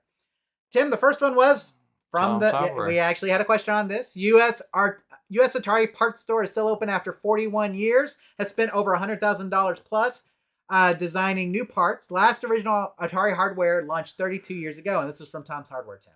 Okay. Atari Parts and Accessory Store Best Electronics stands bravely defiant against the march of time and technology, continuing to serve this increasingly niche retro hardware market, a whopping 41 years after it was set up. As well as supplying parts, the store continues to source and make new parts, provide support, hints, and tips, and claims to have spent over $100,000 plus in engineering development. All that's from the article, Tim. But I just wanted to feature this and give a round of applause to Best Electronics for Yay. Thank y'all. for being in business for so long and helping all of us out that still work on Atari stuff. So, because without them, a lot of this stuff would have died a long time ago. And so, Best Electronics is a great store. You can still order from them. They still have parts, and they do make reproductions of parts that are needed, which is good too. So, Nice. awesome. You guys, if you've never been to Best Electronics' website or Don't seen they their make the catalogs, cone buttons? I think they do, Yeah. yes. So if you've never been there, check it out. They've got all their stuff on there. I think you can still get the catalog, too, if you really want one. So, Nice. But anyway, Best Electronics, guys. Check it out. It's a good place to get Atari parts if you need them. Okay, Tim, this was also a question on the Right. quiz. This might be the only working Galaxian 3 Attack of Zolgear cabinet in North America, Tim. Galaxian 3 Attack of Zolgear is a 6-player arcade rail shooter that used Laserdisc technology to present players with an immersive 3D environment inside of an impressive circular cabinet installation. The article states that Fun World in Nashua, New Hampshire has the only known working installation of the game in the United States. Have you ever played this game, Tim? Never. Me Never neither. heard of it. I've heard of it, but I have never played it. So if you're in the live chat and you've had a chance to play it, let us know. Okay, this is a very unique game. And Tim, maybe it would be worth taking a trip to Nashua, New Hampshire to go play it. Yeah, I've been Or the close next time, by there. let's say next time you're in New Hampshire, I have maybe you been should check it close out. to there. I think I've been driven through Nashua. There you go. So, but Tim, this is a very unique experience. Now, Tim, we all know that Laserdisc games as a whole are hard to come by nowadays, just because you have to refurbish the players. And now there are things like Dexter that basically allow you to run all the Laserdisc stuff off of like a single board or an SD card. But actual Laserdisc are hard to come by. Laserdisc players are hard to come by. And so, if you get a chance to play one, make sure you take it, because just never know when you're going to be able to play it again, Tim. We used to see Laserdisc games a lot more than we do now, for sure. So, but this is a unique one in the fact that it is kind of an immersive environmental game, and it is also six players. That's exactly. Cool. So there you go.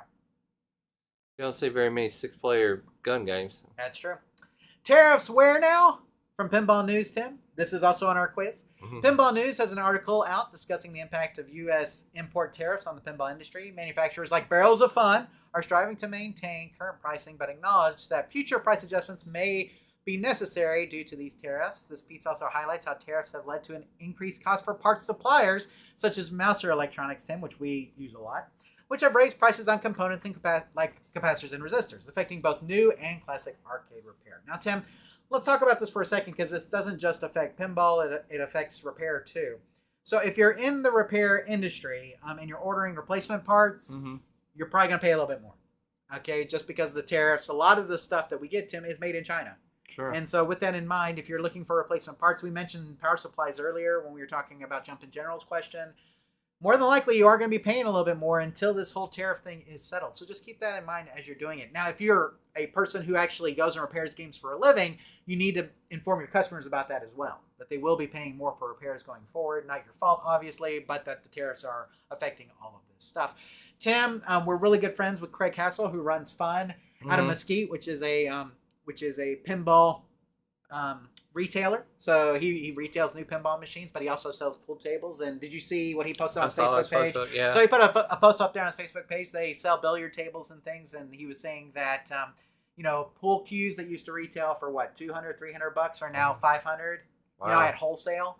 And so it's the same cue, but it's costing you almost double in the price at the wholesale I thought level. that was a crazy. At the wholesale level. So that means that when you go into the store, he's got to have his markup on that, which means that it's going to be twice the price, basically, of what it was this time last year. Look, I don't know how you guys feel about tariffs. I'm just telling you that this is the fact, right? Like, the fact is that things are going to get a little bit more expensive.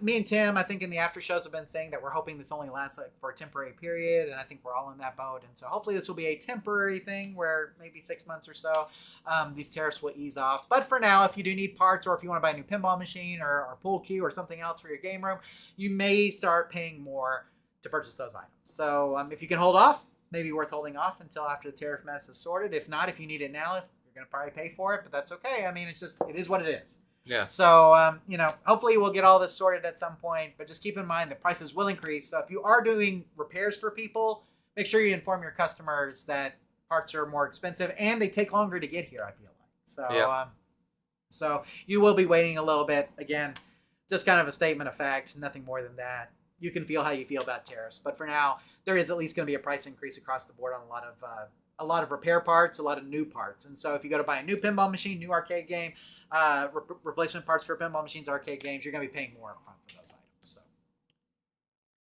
now, Tim, speaking of arcade machines and pinball machines, there were 3 big announcements, over the last month of new pinball machines coming out. Yeah. Now, one of them was a quiz question, that Right. we had.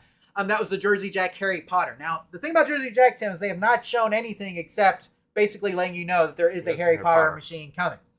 But we also got the announcement by Stern about King Kong, Myth of Terror Island, Tim. And so, kind of like how Stern went on that kick of like rock and roll based pinball machines after AC/DC, I feel like now they're going on the kick of disaster machines. So we had like Godzilla, right? King Kong. It's like we're getting our Jaws, right? So we're getting our disaster pinball machines now. So we're on a disaster pinball machine kick. Hey, you make one really nice one. You just kind of mimic the formula, right? Right. And so King Kong does look good. It is kind of it's based on the King Kong license, but the Myth of Terror Island's kind of a new story they made up. And so it is unique in that way. So it's not based on any other King Kong stories or anything like that. I think it's totally made up by Stern. And Tim, it kind of has a jungle temple feel, which is kind of cool. So there you go. And then Dune by Barrels of Fun, Tim. They do have some gameplay footage out there of that as well, so you can see it. Tim, have you seen the new Dune movies? Because that's what it's based on. No, I haven't seen them. Yeah, so it's not based on the David Bowie version. Yeah, okay. Exactly. It is based on the new Dune movies, and I have not seen them either, but I've heard a lot of good things. Okay. Have you? You haven't seen them? I haven't seen them at all. So I've heard good things about them, and the gameplay looks good. I'm looking forward to playing it at some point. I am going to read this. Several new pinball games were announced this month. Gameplay trailers have been released for both Stern's King Kong Myth of the Terror Island and Dune by Barrels of Fun, but we're still waiting on more details from Jersey Jack on Harry Potter. All of these themes are based on movies. All right. Isn't that interesting, Tim? Yeah. So I say that King Kong, I mean, the actual theme for the pinball machine is not based on a movie, but we all know King Kong from the movies. Right. If that makes sense. So, but apparently movie-based or movie-themed pinball machines are in. I think so. Is there, which one of these is more interesting to you? Is there one in particular you're really... Well, I want to see what Harry Potter is about. Yeah, I mean, I think Harry Potter is going to be very interesting for sure. But the King Kong one, I saw some, it looked good. Okay. It looked fun. Okay, well, maybe the King I Kong one. definitely play it. Next time you get to go by a place, maybe you said you're going to be in, what is it, next Albuquerque, New Mexico. So maybe in Albuquerque you can go to some place and maybe have one there. So. Okay, Tim, let's see. And we've got two more little bits of news here before we wrap up the show. Kirk Phonograph's leaving. Tim, he says, great show, guys. Sorry I missed your quiz, but I was listening. Not a problem. We'd love for you guys to be involved in the quiz if you can be, but if not, it's not a problem. And if you're watching this after the fact, you can quiz yourself, right? I mean, sure. So you get the opportunity to kind of answer the questions along with Tim and everybody else. So there you go. Danny says, it's a cool being in arcades, but I hate when you have a few games that are in rough condition cabinet-wise, and it's time to move on. Yeah, I mean, it's hard to get all pristine games, Tim. Because, you know, it's just, from time to time, you're going to come across games that are in rough condition. There's nothing wrong with that. It's just the way it is. And so, you know, don't let that spoil your enjoyment, though. Even if a cabinet is in rough shape, it can still be fun to play, right? Yeah. So, I mean, I think it's okay. Don't let it spoil your enjoyment just because the game isn't fully refurbished. And, Tim, I know a lot of good operators will trade out cabinets for the same game if they find one. So, like, let's say they have a really rough Galaga cabinet. They find a Galaga that doesn't work in a really nice cabinet, and they swap it out, put the parts in there. And so, I mean, it's just hard from an operator standpoint to have 100% of your games be pristine looking all the way across the board. So give some operators a break, Danny. I understand that it's not the greatest thing. Now, if the condition of the cabinet you can't always control, but the cleanliness of the cabinet you can definitely control. Right. And that is something that if I walk into an arcade and it's covered with dust, or if the playfield on the pinball machine is covered in black. Yeah. I mean, those are some things that can be helped. You can clean that stuff. But as far as the cabinets themselves, sometimes they are in rough shape just because they're in rough shape, you know, over from years of being played. And so in those cases, it may be good to give them a break. So. Okay, Tim, let's go ahead and look at this one real quick. This is the OutRun one. Did you say you got this question right? I did get this one. Okay, there you go. Now, this news was all over the place, I felt like. So it was a pretty popular story this past month. But Michael Bay and Sydney Sweeney team on movie adaptation of OutRun at Universal. Deadline is reporting that Universal is developing a feature adaptation of Sega's iconic arcade video game OutRun, with Michael Bay attached to direct and Sydney Sweeney aboard to produce. Jason Rothwell will pen the script. Some reports have mentioned that Sydney Sweeney may star in the movie as well, but Deadline has not confirmed that, Tim. So we don't know if Sydney Sweeney is actually going to be acting in it, but we do know she's going to produce it, if that makes sense. Tim, what are your thoughts about an OutRun movie? Is this one that's on your list? It didn't really excite me when I heard about it, but, you know, if it's good and I hear good reviews or something, I might go. I doubt I'll go see it. I'll probably watch it when it comes out. OutRun, the first OutRun is a good game. It's not one of my favorites. No. OutRun 2, Coast to Coast, is fantastic to me. I love that. I love that game. I like that one a lot more than the first OutRun. But you got to remember the sequel came much later and is a much more modern version of OutRun. Much more modern take, and so I do like the sequel, but it just depends. It just depends on what you're looking at. So there you go. But yeah, so Sydney Sweeney, Michael Bay. Now, Tim, when you think Michael Bay, you think explosions, right? You know, Transformers. What else? Yeah, Transformers. I guess you know that kind of stuff. So we'll see how it comes out. Tim, if the trailer looks good, I may go see it. Maybe we'll see. So. Now, Tim, this was not a part of the quiz section, Okay. but this is something I found and I wanted to talk about, and it's pretty interesting. I did read this. But there's a little bit more information. So even if you saw this story on our Facebook page, we're going to give you a little bit more tonight. Okay. Prop Pinball Machine Spotted in Night Court Reboot episode. So in a recent episode of the Night Court Reboot, Tim, entitled Passing the Bar, a pinball machine is featured as part of the story, although the actors and the backglass refer to the name of the game being Starfight 6000, Tim. Right. The table seems to be a re-themed Skylab or Space Lab based on the side art. And I noticed that too. If you see the side art there, definitely an EM game, you can definitely tell. And Skylab or Space Lab both use that same side art. Now, Tim, I did a little research, and it turns out that this pinball machine is owned by Prop Heaven, a Burbank, California-based company that provides props for different movies and TV show productions. Okay. And they have several pinball machines that you can pick from. They're all re-themed EM games. Oh, okay. Okay. And so I put a link to Prop Heaven up here. So if you need a prop pinball machine for your next TV show or movie production, Tim, you can get it from Prop Heaven. You can get this exact game if you wanted to and use it. But Tim, I don't know if this game actually plays because it looks like the back glass has like the numbers covered up a little bit. So and it looks like they put some LED light bars like on the play field. So I'm not sure if it actually plays. I know I played it in the episode. I guess you could always fake it, right? Right. But yeah, I thought it was interesting that there's a prop company out there that provides fake pinball machines for your TV show and movie productions. And like I said, Tim, you can get, they're all re-themed EM games that they have. But if you go to Prop Heaven and you look up pinball machines, you can see all the selection, Tim. I'd love for somebody to identify all of the games that they have and try to guess what the themes were originally. Yeah. So, but Starfight 6000, Tim.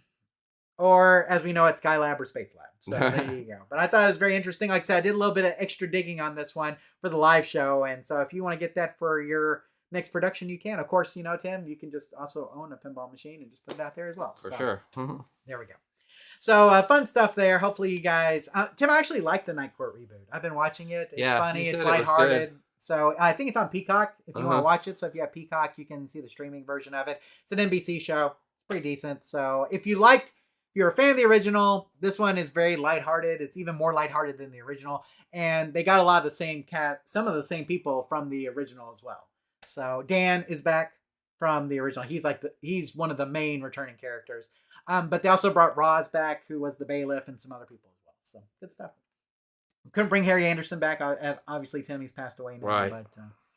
But it is enjoyable, and it's worth your time if you just want something lighthearted to watch. Nice 24-minute comedy.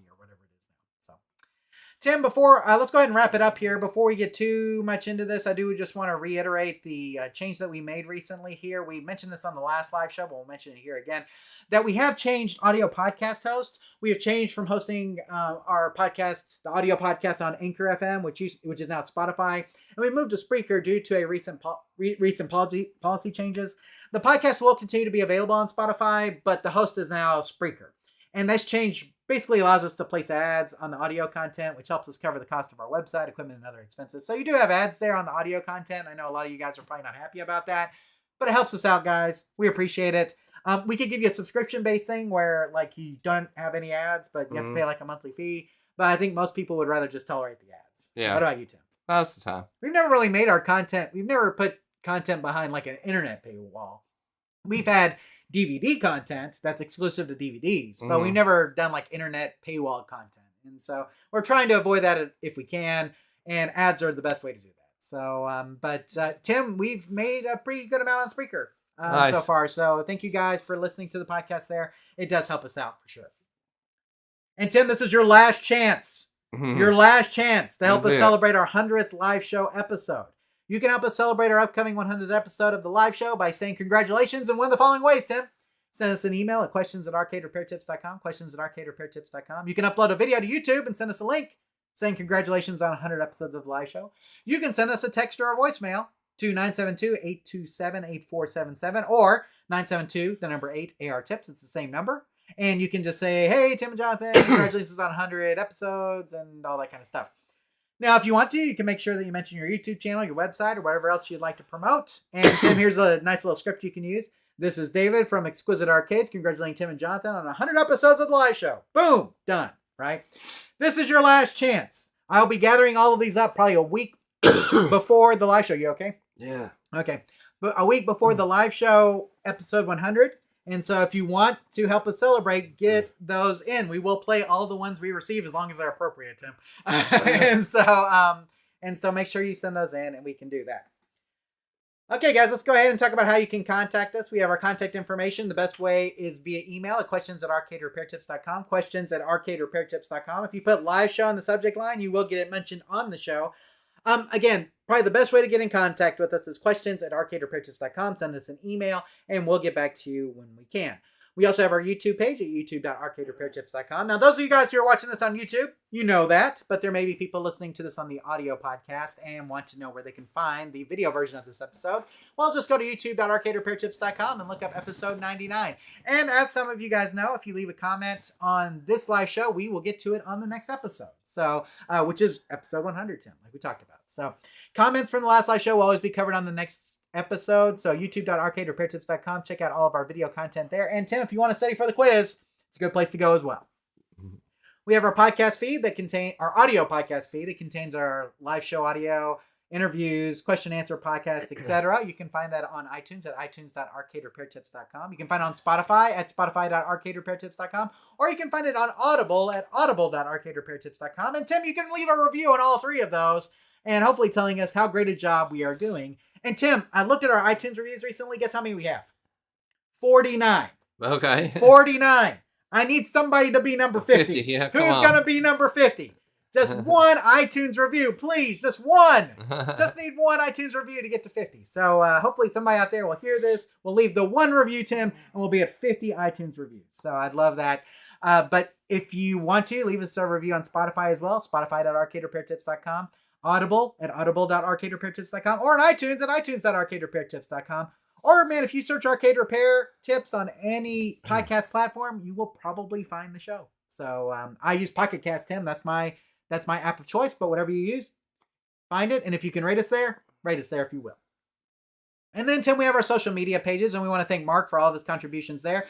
Tim, we posted a news story, or we posted a post every single day except for Easter Monday. Wow. I missed it. I'm sorry, guys. That was my fault. Every day. Easter was busy. Okay? Easter Monday's tough, okay? So I'm just saying, every single day except for Easter Monday, we had a post. So if you're not subscribed to our X or our Facebook page, you're missing out because we got all sorts of news there. And if you were subscribed there, you would have done better on the quiz. So, but anyway. There's a lot to keep up with. That's right. Facebook.arcaderepairtips.com for our Facebook page. Or if you want our Twitter X feed, twitter.arcaderepairtips.com. You do not have to subscribe to both. The same content gets posted in both places. So maybe you don't have Facebook, but you've got an X feed. Subscribe to us on X. Maybe you don't have an X feed, but you're on Facebook. Subscribe to us on Facebook, Tim. We have not adopted any more platforms yet. I've considered Blue Sky, but Blue Sky recently had some outage issues, which make me nervous. Okay. So for now, we're sticking with what we got. And if enough requests come in that we want to go to a different platform, I will consider Instagram or Snapchat or Blue Sky or something else. But we better get a lot of requests, Tim. Fair enough. Okay, that's all I'm saying. So, but for now, Facebook.arcaderepairtips.com for the Facebook page and Twitter.arcaderepairtips.com for our Twitter/X feed. Well, Tim, that about wraps it up for this episode. Now, again, we mentioned this earlier in the show, but we want to mention it here again, is that we do have the after show that comes up about 5 minutes after we end the live show here. And that is the same as the live show, except we talk about all topics, Tim. Right. Is there something particular that you want to talk about this evening? I want to talk about the NFL draft. Okay, NFL draft will be the topic of discussion for Tim. We'll be talking movies and TV shows we've seen recently. Tim, I took my kids to see the Minecraft movie. Oh, okay. And we did have a chicken jockey experience, if you know what that means. And so I will talk about that. Okay. And I've also seen some stuff on Netflix recently. We'll talk about that. And if you have shows or movies that you've seen recently, we'd love to hear what you thought about those. Tell us what you've been watching as well, and we'll go from there. And Tim, we also talk about just plans that we have coming up for the next month. We may talk some more tariffs and other things, economy stuff. And sports are always on the table, Tim, as we both love sports. And so if you are interested in any of those topics and want to just hang with us and talk about them, stay tuned about 5 or 10 minutes after the regular live show for the after show, and we can discuss those things further. But Tim, I think that's it for episode 99, Tim, and I guess it goes without saying, episode 100 next month. Next month. So, here's another thing that I should tell you. I pre-ordered the Switch 2. Oh, nice. Okay, so I've got a pre-order in, and so there's a chance I could have the Switch 2 in my hand by the time the next live show happens. That'll be awesome. So we'll see. When is the next live show, Tim? I need to look here. Okay, where do I hit June. June is correct. June 5th. That's the day it comes out. Oh, wow. That's the day the Switch 2 comes out. So I could have one in my hands Maybe. for the live show. So that'd be great. That'd be great. Tim, I think we may do it a little different. I do still expect to answer questions. So Okay. put your questions in if you want them answered. But I think we may, I was going to try to reach out to Michael and Okay. Stan and see if we could do some interviews or something. That would be great. So we'll do that. And again, if you want to wish us congratulations, make sure you send us an email, create a video and upload it, or call our voicemail line or text our voicemail line at 972-827-8477 and wish us congratulations. We will be playing those as well. It's going to be a special show, okay? Because it's 100 episodes. Tim, I think at one point I said we were going to quit at 100. We may still. Right. So, triple digits. So, Yeah. so I'm very excited about that. We do have it on the day the Switch 2 comes out, Tim, so I may have one here to show you as well, which will be really fun. So, Tim, is there anything else that we need to do before we wrap it up? Just to let everybody know, we'll be in Albuquerque, New Mexico, starting this Sunday, the 4th, through the 10th. So I will be in the Albuquerque vicinity area, working and looking for some games to play. And if you're interested, if you live in the area and you're like, hey, be cool to get together with Tim, send an email to questions@arcaderepairtips.com and send your contact information, and he can try to reach out to you if he has time. Tim's schedules are usually pretty packed when he's there, but every so often you got a moment, or you can meet somebody at like an arcade. Yeah, and it doesn't get darker till later now. That exactly. That helps. Yeah, so for sure. And I think that's it. I hope you have a good trip. Thank you. Stay tuned after the regular live show, and we'll get into the after show, and we can talk about some TVs, movies, sports, and other things as well. But if this is your off-ramp, we want to thank you guys for being here. Thank you to the live chat, Tim. A round of applause. Yeah, Real Hammer guys. Billy Lee, congratulations again on winning the quiz for the second month in a row. Who will dethrone him? Will somebody dethrone him next month, Tim? I have no idea. You'll have to stay tuned to find out. But thank you guys for being here. Thanks to all those who wrote in questions this month. And remember, here at Arcade Repair Tips, when you fix the game, You play the game. goodbye, everybody. We'll see you for episode 100 here in June, or we'll see you here in about 5 to 10 minutes for the after show. Take care, everybody, and bye.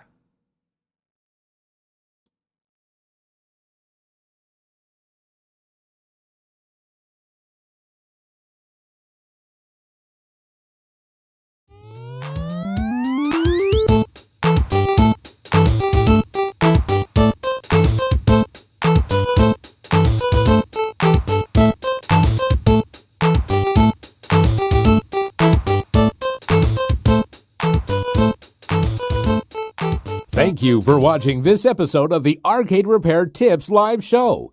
All of our past episodes are available on our website at arcaderepairtips.com or on our YouTube page. This show is intended for entertainment and educational purposes only. Please consult a professional before attempting to repair any coin-operated machines yourself. The preceding program is a Varcade Entertainment production.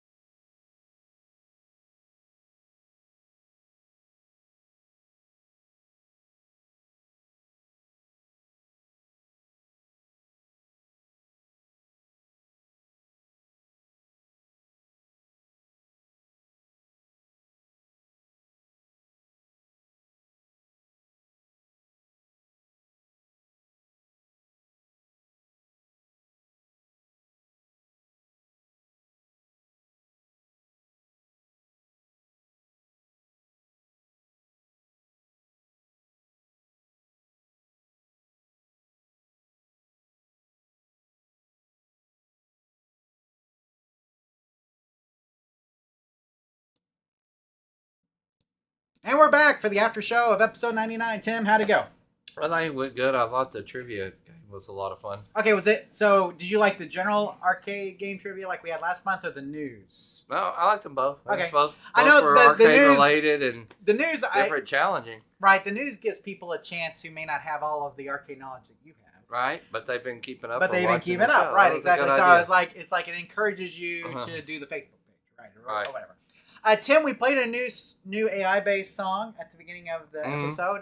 Tim, it's been a tradition that we play kind of the whole thing now, right? Right. Like in the after show. So I'm going to play Fixing the Games, the Yacht Rock anthem for episode 99, Tim. And it's got some good stuff in it. I like different things.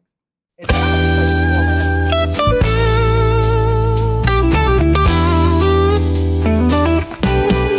Tim's got his tools and Jonathan's got his smile.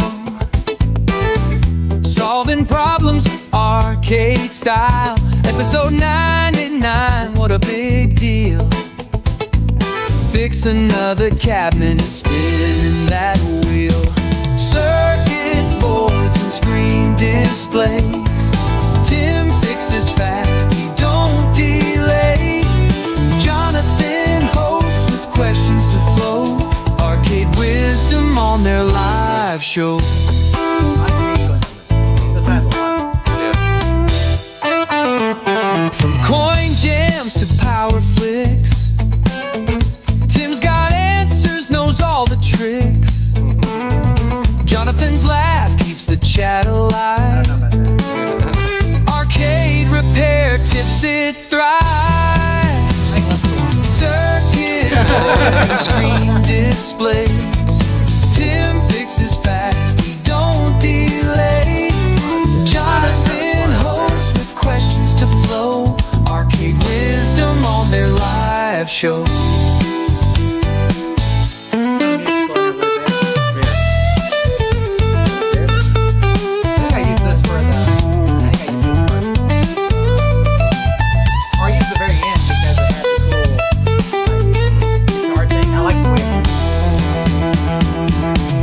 Episode 99, they've come so far. From Dusty Pac-Man to games on par. Live from the shop, solutions they hold. Sharing the magic of arcades. Circuit boards and screen displays. Tim fixes fast, he don't delay. Jonathan hosts with questions to flow. Arcade wisdom on their live show.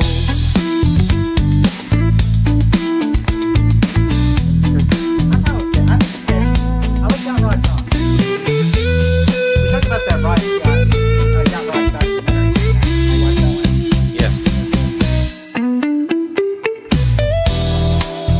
They don't see this screen. What's that? The artwork is AI generated. It generates it. Oh, okay. I think it's kind of cool. Yeah.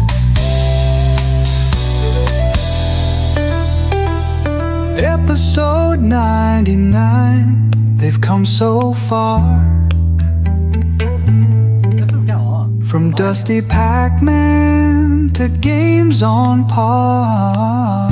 Games on par. Live from the shop, solutions they hold. Sharing the magic of arcades. That's a great one. Yeah. Circuit boards and screen displays. Tim fixes fast, he don't delay. Jonathan hosts with questions to flow. Arcade wisdom on their live show. This is what we use with the voiceover. And so,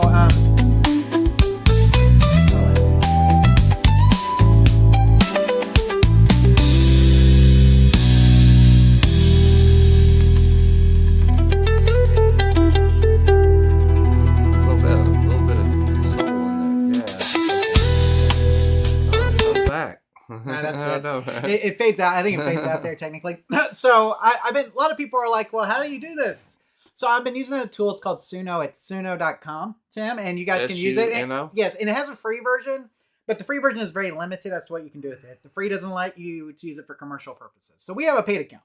Okay. Arcade Repair Tips has a paid account, and so it's not very much. It's like $10 a month. So Okay. I mean, it's a little bit more expensive than Netflix or something. But I mean, look what it does, right? Yeah, it's kind of cool. And so, if you want to hear any of these songs, they're on my Suno account, and they're publicly available to you. If you do a search for Arcade Repair Tips in Suno, you will find my artist.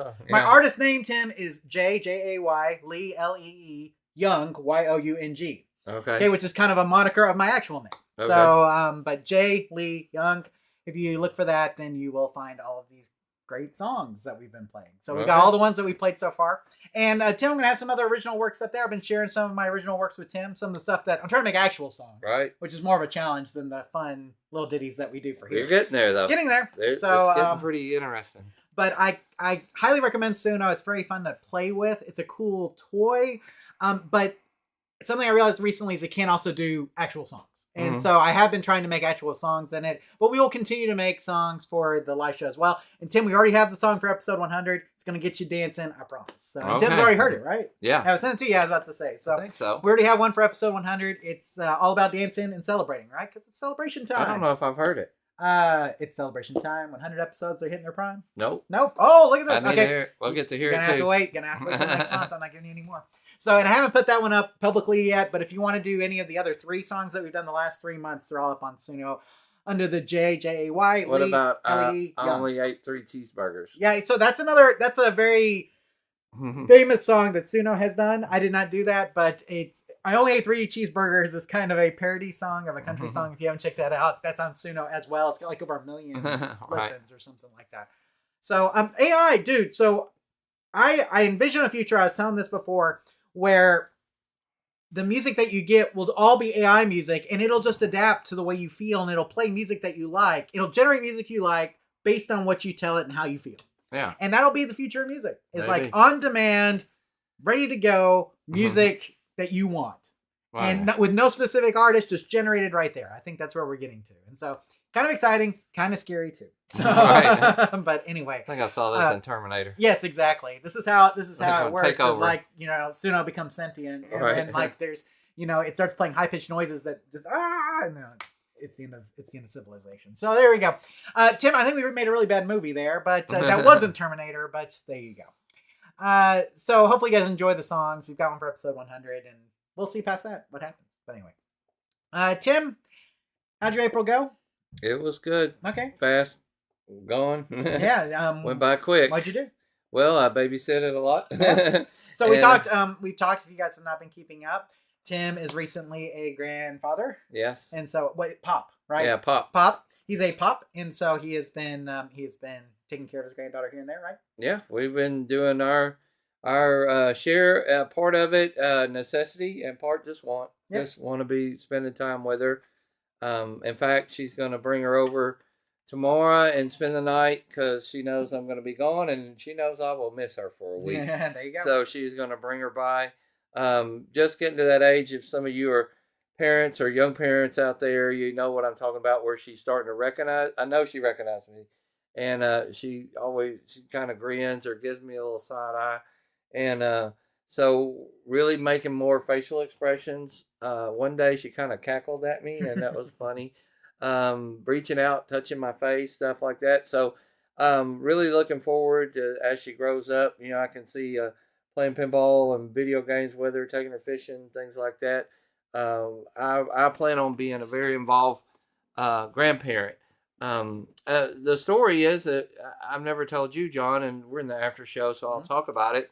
I had a really great set of parents that had me kind of later in life, and they both going on to heaven. But my being that they had me so later. I should say something. I have known you so long that I have met both of your parents. Yes. So that's how long I've known Tim. Right. So, but my grandparents were already older when I was born. Mm-hmm. So I barely remember my granddad. He died when I was 4 years old. Mm-hmm. So I never really had grandparents that did stuff with me, or by the time they were ailing or older. But my cousin, who was my best cousin that we hung out and did stuff, on his dad's side, he had a Pop. That's what they call them, Pop and Granny. Well, they lived next door to him. So Pop would come over and he would do stuff with us and take us fishing. And Pop had more time than his dad because his dad was always working. And Pop would always do stuff with us. So when it come time to, I guess, choose my grandparent name, I chose Pop because Pop's always a good memory for me because he was a Pop to me too. I called him Pop. He didn't treat me any different than any other grandkid, even though I was by marriage a grandkid kind of relative. So anyway, that's what I've been doing. I really have. It's every day we're FaceTiming, or she's at the house and we're doing stuff. Watched a few shows. Nothing that was that memorable, I guess, because I have a hard time. Wrapped up a show that I've been kind of watching. That's about it. It was April did really seem to fly by, but every month does. Had a good Easter. Yeah, I was about to say Easter. We had Easter weekend. We had my niece's 30th birthday party at my son came in from Fort Worth on Friday. We had a 30th birthday party for my niece on Saturday at our house. The next day we hosted Easter at our house. So it was kind of a jam-packed weekend, but somehow we survived it all. And so it was good. What about you? Do y'all still do the traditional take your kids, Easter egg hunt, stuff like that? Yeah, so we had if you're talking about that, we had the Easter egg hunt at church, and so we did that Saturday. But Good Friday I'm off. My company takes off for Good Friday. Oh, nice. And so we were getting ready for that on Good Friday. And then Saturday morning we had to get up there early for the Easter egg hunt. And then we had to prep for Sunday service, and we got service going, and it was a busy day. It was a busy 4 days actually. And then Monday I took off to watch the kids too. And my mother-in-law is trying to move back to East Texas, and she's been in the Dallas area, and so Deirdre's been helping her kind of get some stuff in order. So Monday I stayed home with the kids so she could do that. I see. The Easter Monday. So so it was a busy. April flew by, and plus I had my birthday, obviously. Yeah, she had your birthday. Yeah, my birthday was good, and so I got. I told everybody I wanted gift cards like you gave me, or money to buy the Switch 2, and so I got enough, and so I pre-ordered the Switch 2, and so it's coming soon. And then I guess, and we saw Minecraft, which I'll talk about here in a bit. Okay. But I think that's about it. I mean, it's just been. I feel like it's. We had an old swing set that I took down in the backyard. Okay. And so I had been meaning to tear that down. It was over 11 years old. Okay. And I tore it down, kept the good wood, and built a bench out of it. You probably saw it on Facebook. See that, so I built a wood bench out of the good wood. And that was mainly for my wife, because my wife was kind of sad about the swing set going. Because we literally have memories. Well, we have memories of even we got there when Olivia was 1. Yeah. And so we have videos and stuff of her being 1, Alex playing on it when he was a baby. I mean, we have all these memories, and so my wife was very sentimental about it, and I'm like, well, let me save the good wood, and I'll build something out of it. So I found instructions for a bench. Boom, bench. Nice. So need to fill it, sand it, paint it, but it's together, so it's really nice. So, and I did it thanks in part to all of the woodworking skills I learned from Tim when we were doing arcade cabinets. I was going to say, we've learned a lot in arcade repair. Will teach you a lot about other stuff. So for our wedding, my wife wanted a kneeling bench that we could take communion on, and Tim actually built that. I did. And then it got destroyed at my sister-in-law's wedding, and then me and Tim rebuilt it for my anniversary. So that still resides in the house, Tim. Okay. It is in the front room. We still have it, and I believe that the base piece is still part of an old Pac-Man cabinet.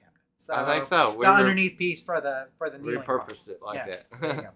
So it's a good April. May-wise, just finishing up school for the kids. That's like the thing. Trying to get everything done before that. We've got a lot to do. There's a lot end-of-year stuff coming up for the kids. And then getting prepared for next year. My sweet daughter is going to be a middle schooler. Wow. So she's crazy. So we're trying to learn all of the middle school things. Right. So that's always been really fun as well. She's going to have her graduation as well. They have a graduation since they're going from elementary to nice school. So yeah, so there you go. But it's been a challenging year to say the least, Tim. So it's school year. So looking forward to having some summer and doing all that. So Tim, you want to talk about any investments or economy stuff I mean, that's usually the next thing we talk really, about. you know, it's made a little bounce back. I'm glad that I bought a lot of gold about 4 years ago. That's actually held pretty strong.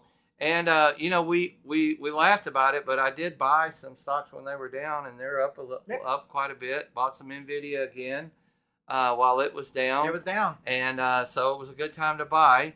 But just kind of still cautious right now. We need some of this tariff talk to subside, or interest rates to go a little lower, I believe. Yeah, I think China needs to come to the table. I think it doesn't sound like Trump's going to go their way. No. So and we'll just see. I mean, we'll see how long it lasts. Who knows at this point? If we knew, then we'd tell you. So, Yeah, I really did. Exactly. So we'll just see how all of that ends up. So, I do feel for people that I do hope it's short term, and in my gut tells me it'll be short term, but that doesn't. We do have friends and family and stuff that are affected by it. For sure. That doesn't belittle that at all. I wish we weren't in this trade war at all, but. Right. You know, so hopefully things will get better. Yeah. And I will say this too. I've had several friends who are affected by the government, some of the government cutting jobs and things. Yeah. I had some friends lose jobs. And so I hate that. That sucks. And so my prayer is that hopefully they find new positions with new companies and that they end up prospering and being good. Some of the people are suing the government. I don't know if that's the good way to go about it, really. I don't know. I think the better way is just to move on and find new positions if you can. Right. And so I'm just praying that they can find new positions. These people I know are very smart, intelligent people that are more than qualified to do other things. And so I think all of them will be able to find new positions with either maybe within the government or maybe with other companies. But I just pray that all of them will do that. Because that's nobody likes losing a job. Well, if you've been watching the live show for any amount of time, you'll know that, you know, before COVID, I went to Gaddy's, and it was my dream job, and everything was really going good. And then COVID hit, you know, and so, but now I love what I do. So it was another door opened, and I hopefully one door closed, another one open. We'll do this until I retire. Yeah. So exactly. So I mean, you know, it can be a new beginning, Tim, but it's still frustrating in the middle. It is. My brother-in-law had been looking for a job for like the last several months and found one recently, which is really good. So I mean, I think like you said, the economy may be coming back. There may be some companies hiring now, and I hope that's the case. And like I said, I hope all those who lost jobs due to cuts and things are able to find other ones with either the government or other private entities. So. Is there any other economy talk? Dave & Buster's stock sucks. If you want to buy some right now, hopefully it's going to come back. Yeah. A lot of entertainment stocks are sucking it up pretty bad because, you know, tariffs are sucking the money out of the economy. You know, we'll just see what happens. Like we said, I mean, at this point, it's kind of all on hold. And I feel like even the economy's on hold. I think so. So it's not really... I think it bottomed out, it climbed back up, but now it's kind of just waiting. It's just spinning and just kind of sitting there. We'll see. We're on a loading screen. Yeah. We're loading the economy. Yeah. So there you go. Tim, let's move to sports if we're done with that. Yeah. So let's talk about my Texas Rangers. They're right at 500 today, 16-16. So yeah, they're fun to watch, and then they're terrible to watch. So let's talk. From the bad news Bears to the world champs, and our pitching is fantastic. Yeah, best pitching we've ever had. Yes, and we're normally better hitters. Right. Texas Rangers have never been defined by pitching. They've been defined by offense. Right.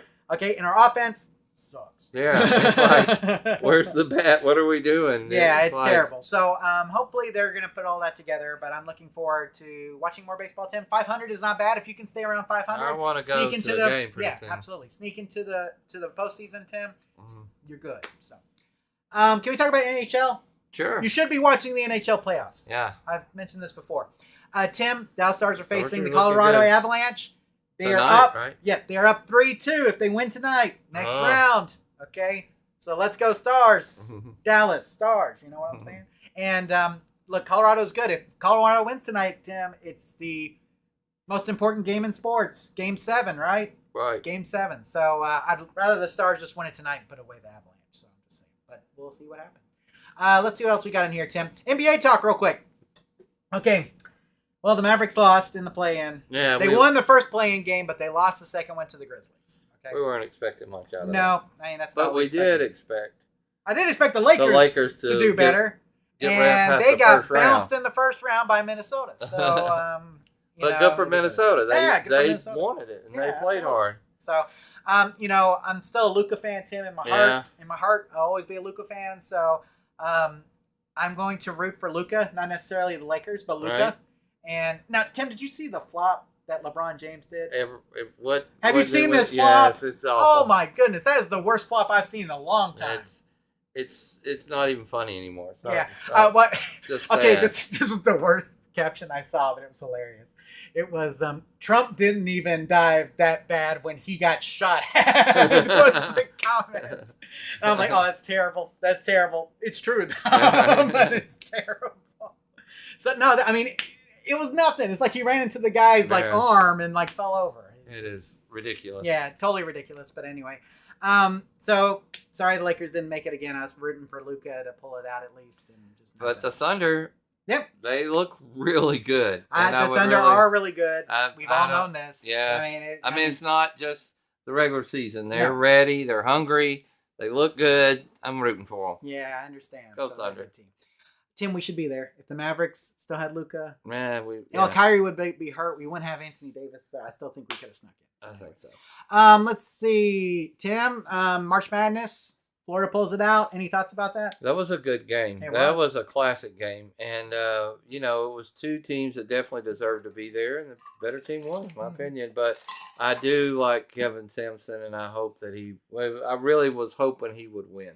There you go. But it was a good game. Now, you wanted to talk draft. Yes. The big news out of the draft, of course, was Shadur Sanders. Falling really far. And, his big far. What did he fall to? Like, I forget, 144, 142. Yeah. And so, obviously, he got drafted by Cleveland. I guess we'll see how that works out. Right. Cleveland already has like 3 other quarterbers. So, I don't know. But I think it's interesting. He was a favorite to go in the top 10 at one point. Yes. And then just fell out of favor. Didn't throw in the combine, right? Yep. Didn't get an agent. That's true. And so, and a lot of people said he just went into some of the interviews real arrogant and not really wanting to be there and stuff. And there's some guys that were a little hungry that went ahead of him. And I don't blame teams. It's not necessarily. That's what I said I want to talk about. I like some of the Cowboys picks, not because of their stats or their big guys. I like the attitudes. I could tell they drafted some people that really wanted to be there and are excited. And are named Tyler. Yeah, for sure. If your name is Tyler, there's a good chance. That's right. You got drafted by the Cowboys. But, so I thought we did okay in the draft. We definitely filled holes. We didn't get a big name. It's hard to say that the number one pick is definitely a beast, and everybody knows it. Tyler Booker, right? Yeah. He is definitely he's a guy that can move people out of the way. He will start right off the bat, and so. Looking for a player like that, if he can stay healthy and play for a long time, that'll be interesting. We didn't get a big flashy receiver or a really flashy running back, but we did get some good running backs. Yep. And we may have really got a good running back in Texas. We really need a receiver, though. Yeah. We need another receiver besides CD. We definitely do. We got a couple in the draft. I don't know. It's hard to say. Some of those 7th round draft picks end up surprising you. And even a few of the non-drafted players, they were pretty shocked. I think one of the best stories, though, did you see the guy who stayed in the, what do they call it, the green room, and got picked by the Packers? Did you see that? Yes. I don't know. Talk about just a feel-good story. Right. Roger Goodell comes back out and goes, I've got to do this. He's still here. And that guy waited, and the home crowd, he got picked by Green Bay. And he was so excited, just like he got in the top 10. I don't know. I miss that. I miss players like that just really want to play. And then a couple other good stories. Did you see the one where the guy calls the organization and thanks them? No, I didn't see that. Did you hear about this story? So the guy immediately calls and says, "Put me on speakerphone," and he literally says. You don't know what his first words. You don't know what this means to my mom. Yeah. And so he was like, yes, I'm coming to play for you, but this just bought my mom a house and a car and all the things that she deserves. And his mind was in the right place. I got a job. I just landed one. And he was so thankful, You just don't see people being thankful. Well, I was gonna these say though, days, but I mean, you know? if you It's play like, in college now, then you can make money. can. You know what I'm saying? You can, but it's really if you're a mega star. True. It's a likeness, right? There, commercials and things like that people really want. And some of the players, the bigger guys, they might not have the contracts, but he was definitely excited to help his mom out, and he was just thankful. I'm like, I like people that it's a job, Yep. and to see people living their dream job. I just like success stories. I don't care who you are or what you do. I like people that are enthusiastic about what they do and how they got there. We got a lot of people waiting on a handout or waiting for somebody to die or something, but I like people that go out and get it. For sure. So, well, I think there are some great stories out of the draft. And like I said, the other thing about Shedeur Sanders was the call he got from the agent's son. Yeah. About him being drafted by that was so weird. Yeah, and oh my gosh, the poor.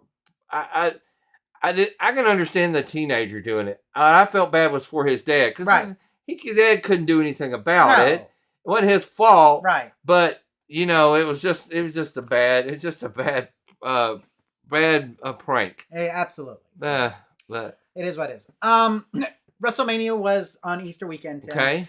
And most of the matches were pretty good. I will say that the main event on Sunday was lackluster. That was John Cena versus who did he wrestle? John Cena versus Cody. And I think it needed The Rock there or maybe some form of it, but the match itself wasn't good. I thought John Cena would win. This is the last year John Cena is wrestling. Right. But the match wasn't good. Right. And that's really what it came down to. The rest of a lot of the other matches were great, but the match didn't go off well. I didn't think that they executed very well, and so I didn't see it live, but I did see some of it, and I was just like, it's kind of boring. Yeah, it just didn't.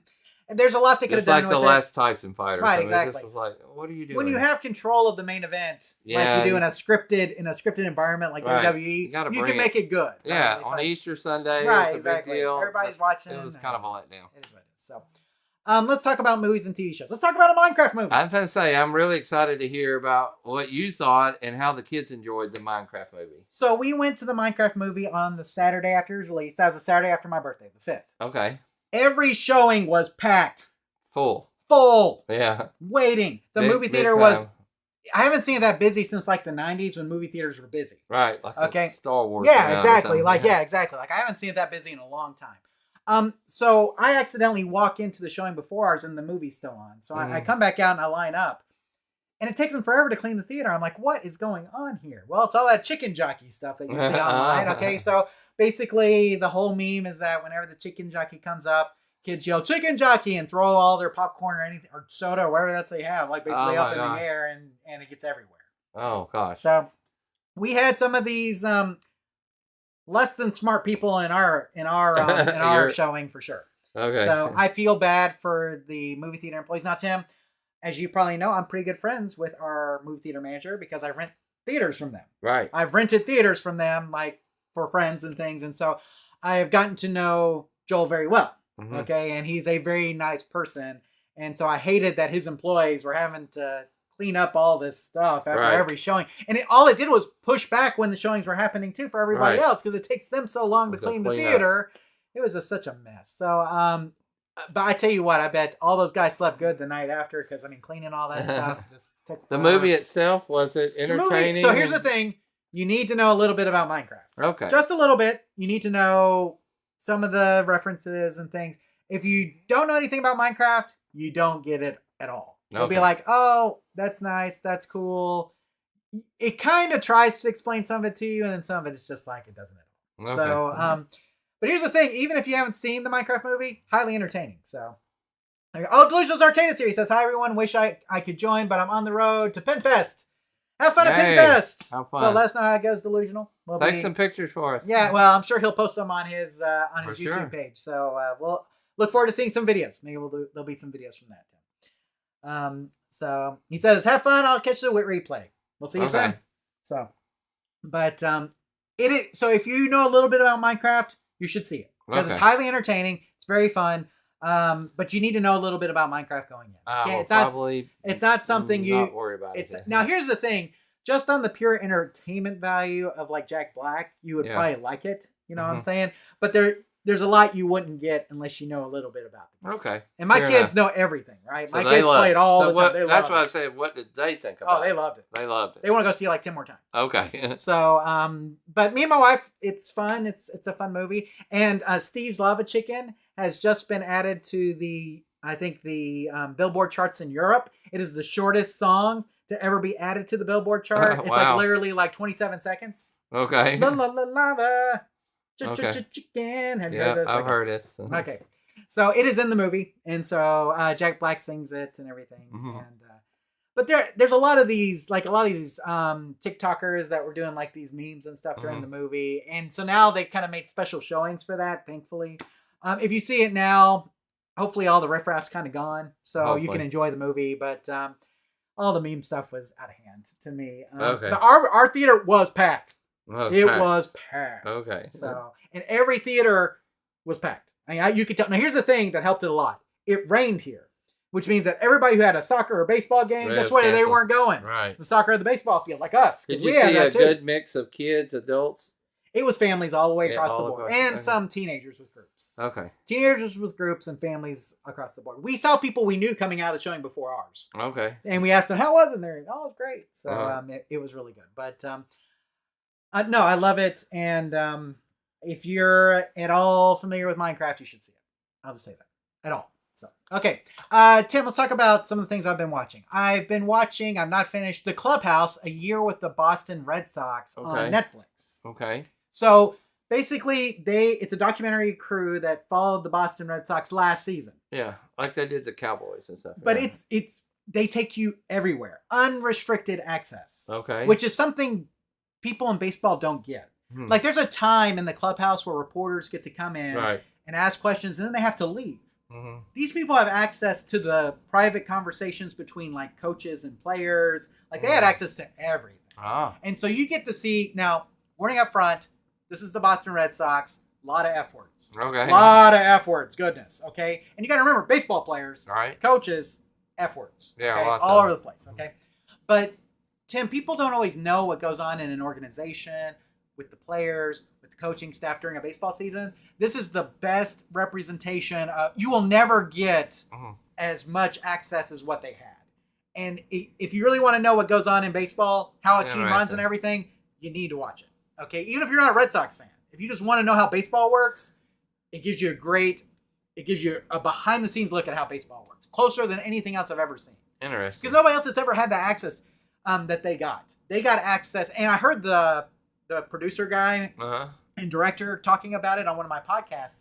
And they're like, we asked for everything and they gave us everything. We were not restricted. We had no restrictions. We could go anywhere. And they did. They went everywhere. And like I said, you see that in football. Okay. You'll see that in basketball. But you don't see that in baseball. Baseball is very close-knit, very tight. And they don't like people coming in when they're not supposed to be in there. Clubhouse is it's almost like a sanctuary for the players when the media isn't there. And so they actually bring them in on that. And it's really good. So if you're at all interested in Major League Baseball and how it works, check out The Clubhouse, A Year with the Red Sox. Very good. Tim, the other thing I watched on Netflix was Bad Influence, The Dark Side of Kidfluencing. That's on my watch list. And I thought it looked kind of good. It is disturbing. Oh, okay. Because, these are the kind of videos that my kids watch. And so I have to tell my kids all the time, I'm like, that YouTube is fake. Right. And they're like, what? I'm like, it's fake like wrestling is fake. Right, yes. Okay, it's scripted.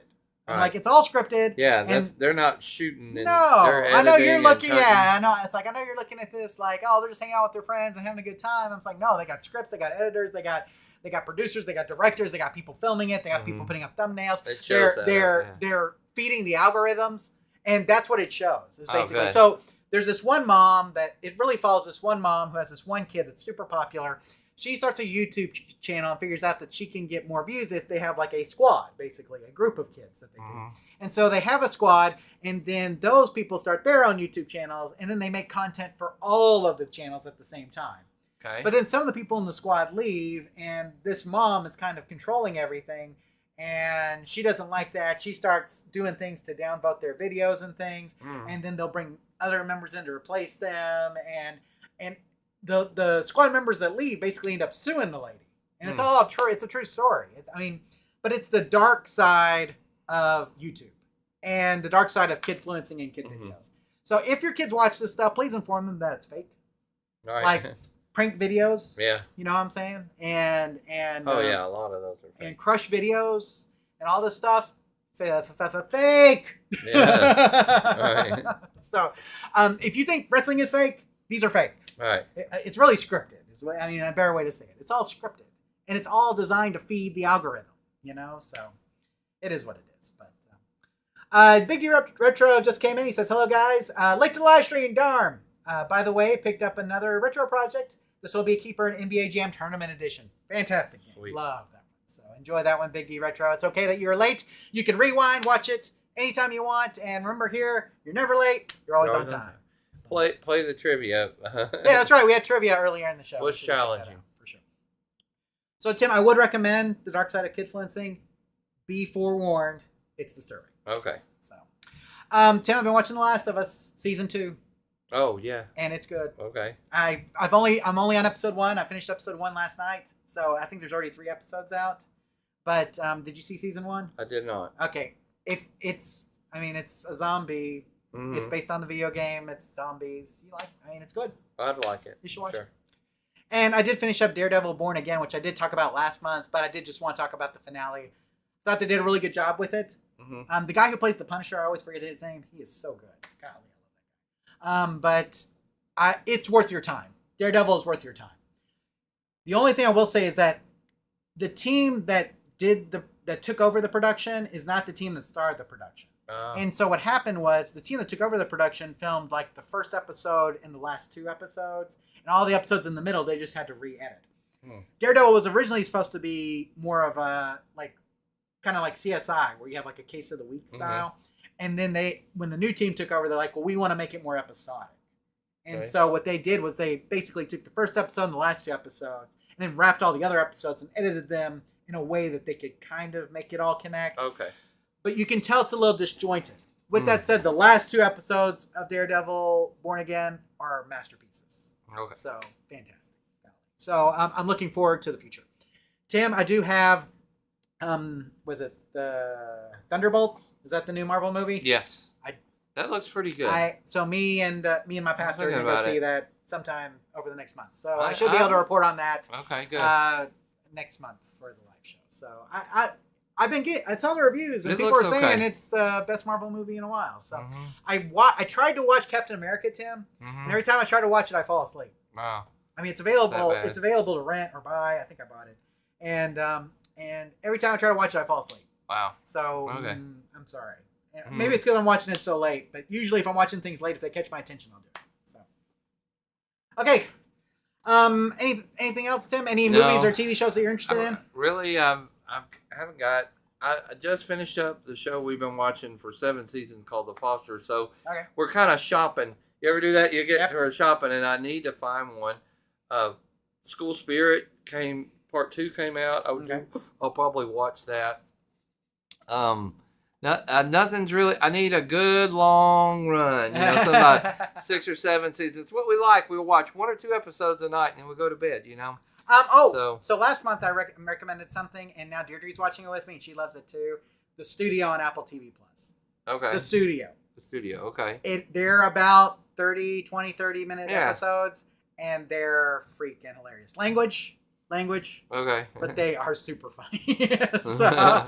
So basically, it's all about Seth Rogen is in charge of a movie studio, and they do all this ridiculous stuff. Oh. Okay, it's like what happens at a studio behind the scenes. It's ridiculous. So Okay. Deirdre really likes that. I watched the first episode. I'm like, she'll probably like this, and so we've been watching that. As I said, we needed. Did you watch the Running Point on Netflix? No. That one your wife may like too, because it's Okay. kind of like Ted Lasso. Okay. If you guys like Ted Lasso, We Running did. Point is kind of similar. It's not as good, but it's similar. Speaking of Ted Lasso, new season's coming up. The basketball one. Yeah. Okay. Running Point is the best. I know. That's on my watch list. Yeah, you should watch that one. If you want some, it's short episodes. It's only like 10. You'll run through it really quick, but it's good.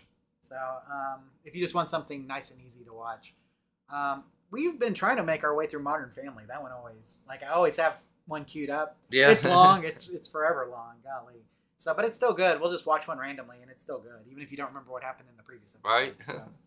Okay. Anything else, Tim? No, I think I'm ready to call it. I'm tired. So, episode 100, Tim. We'll be next month. Yeah.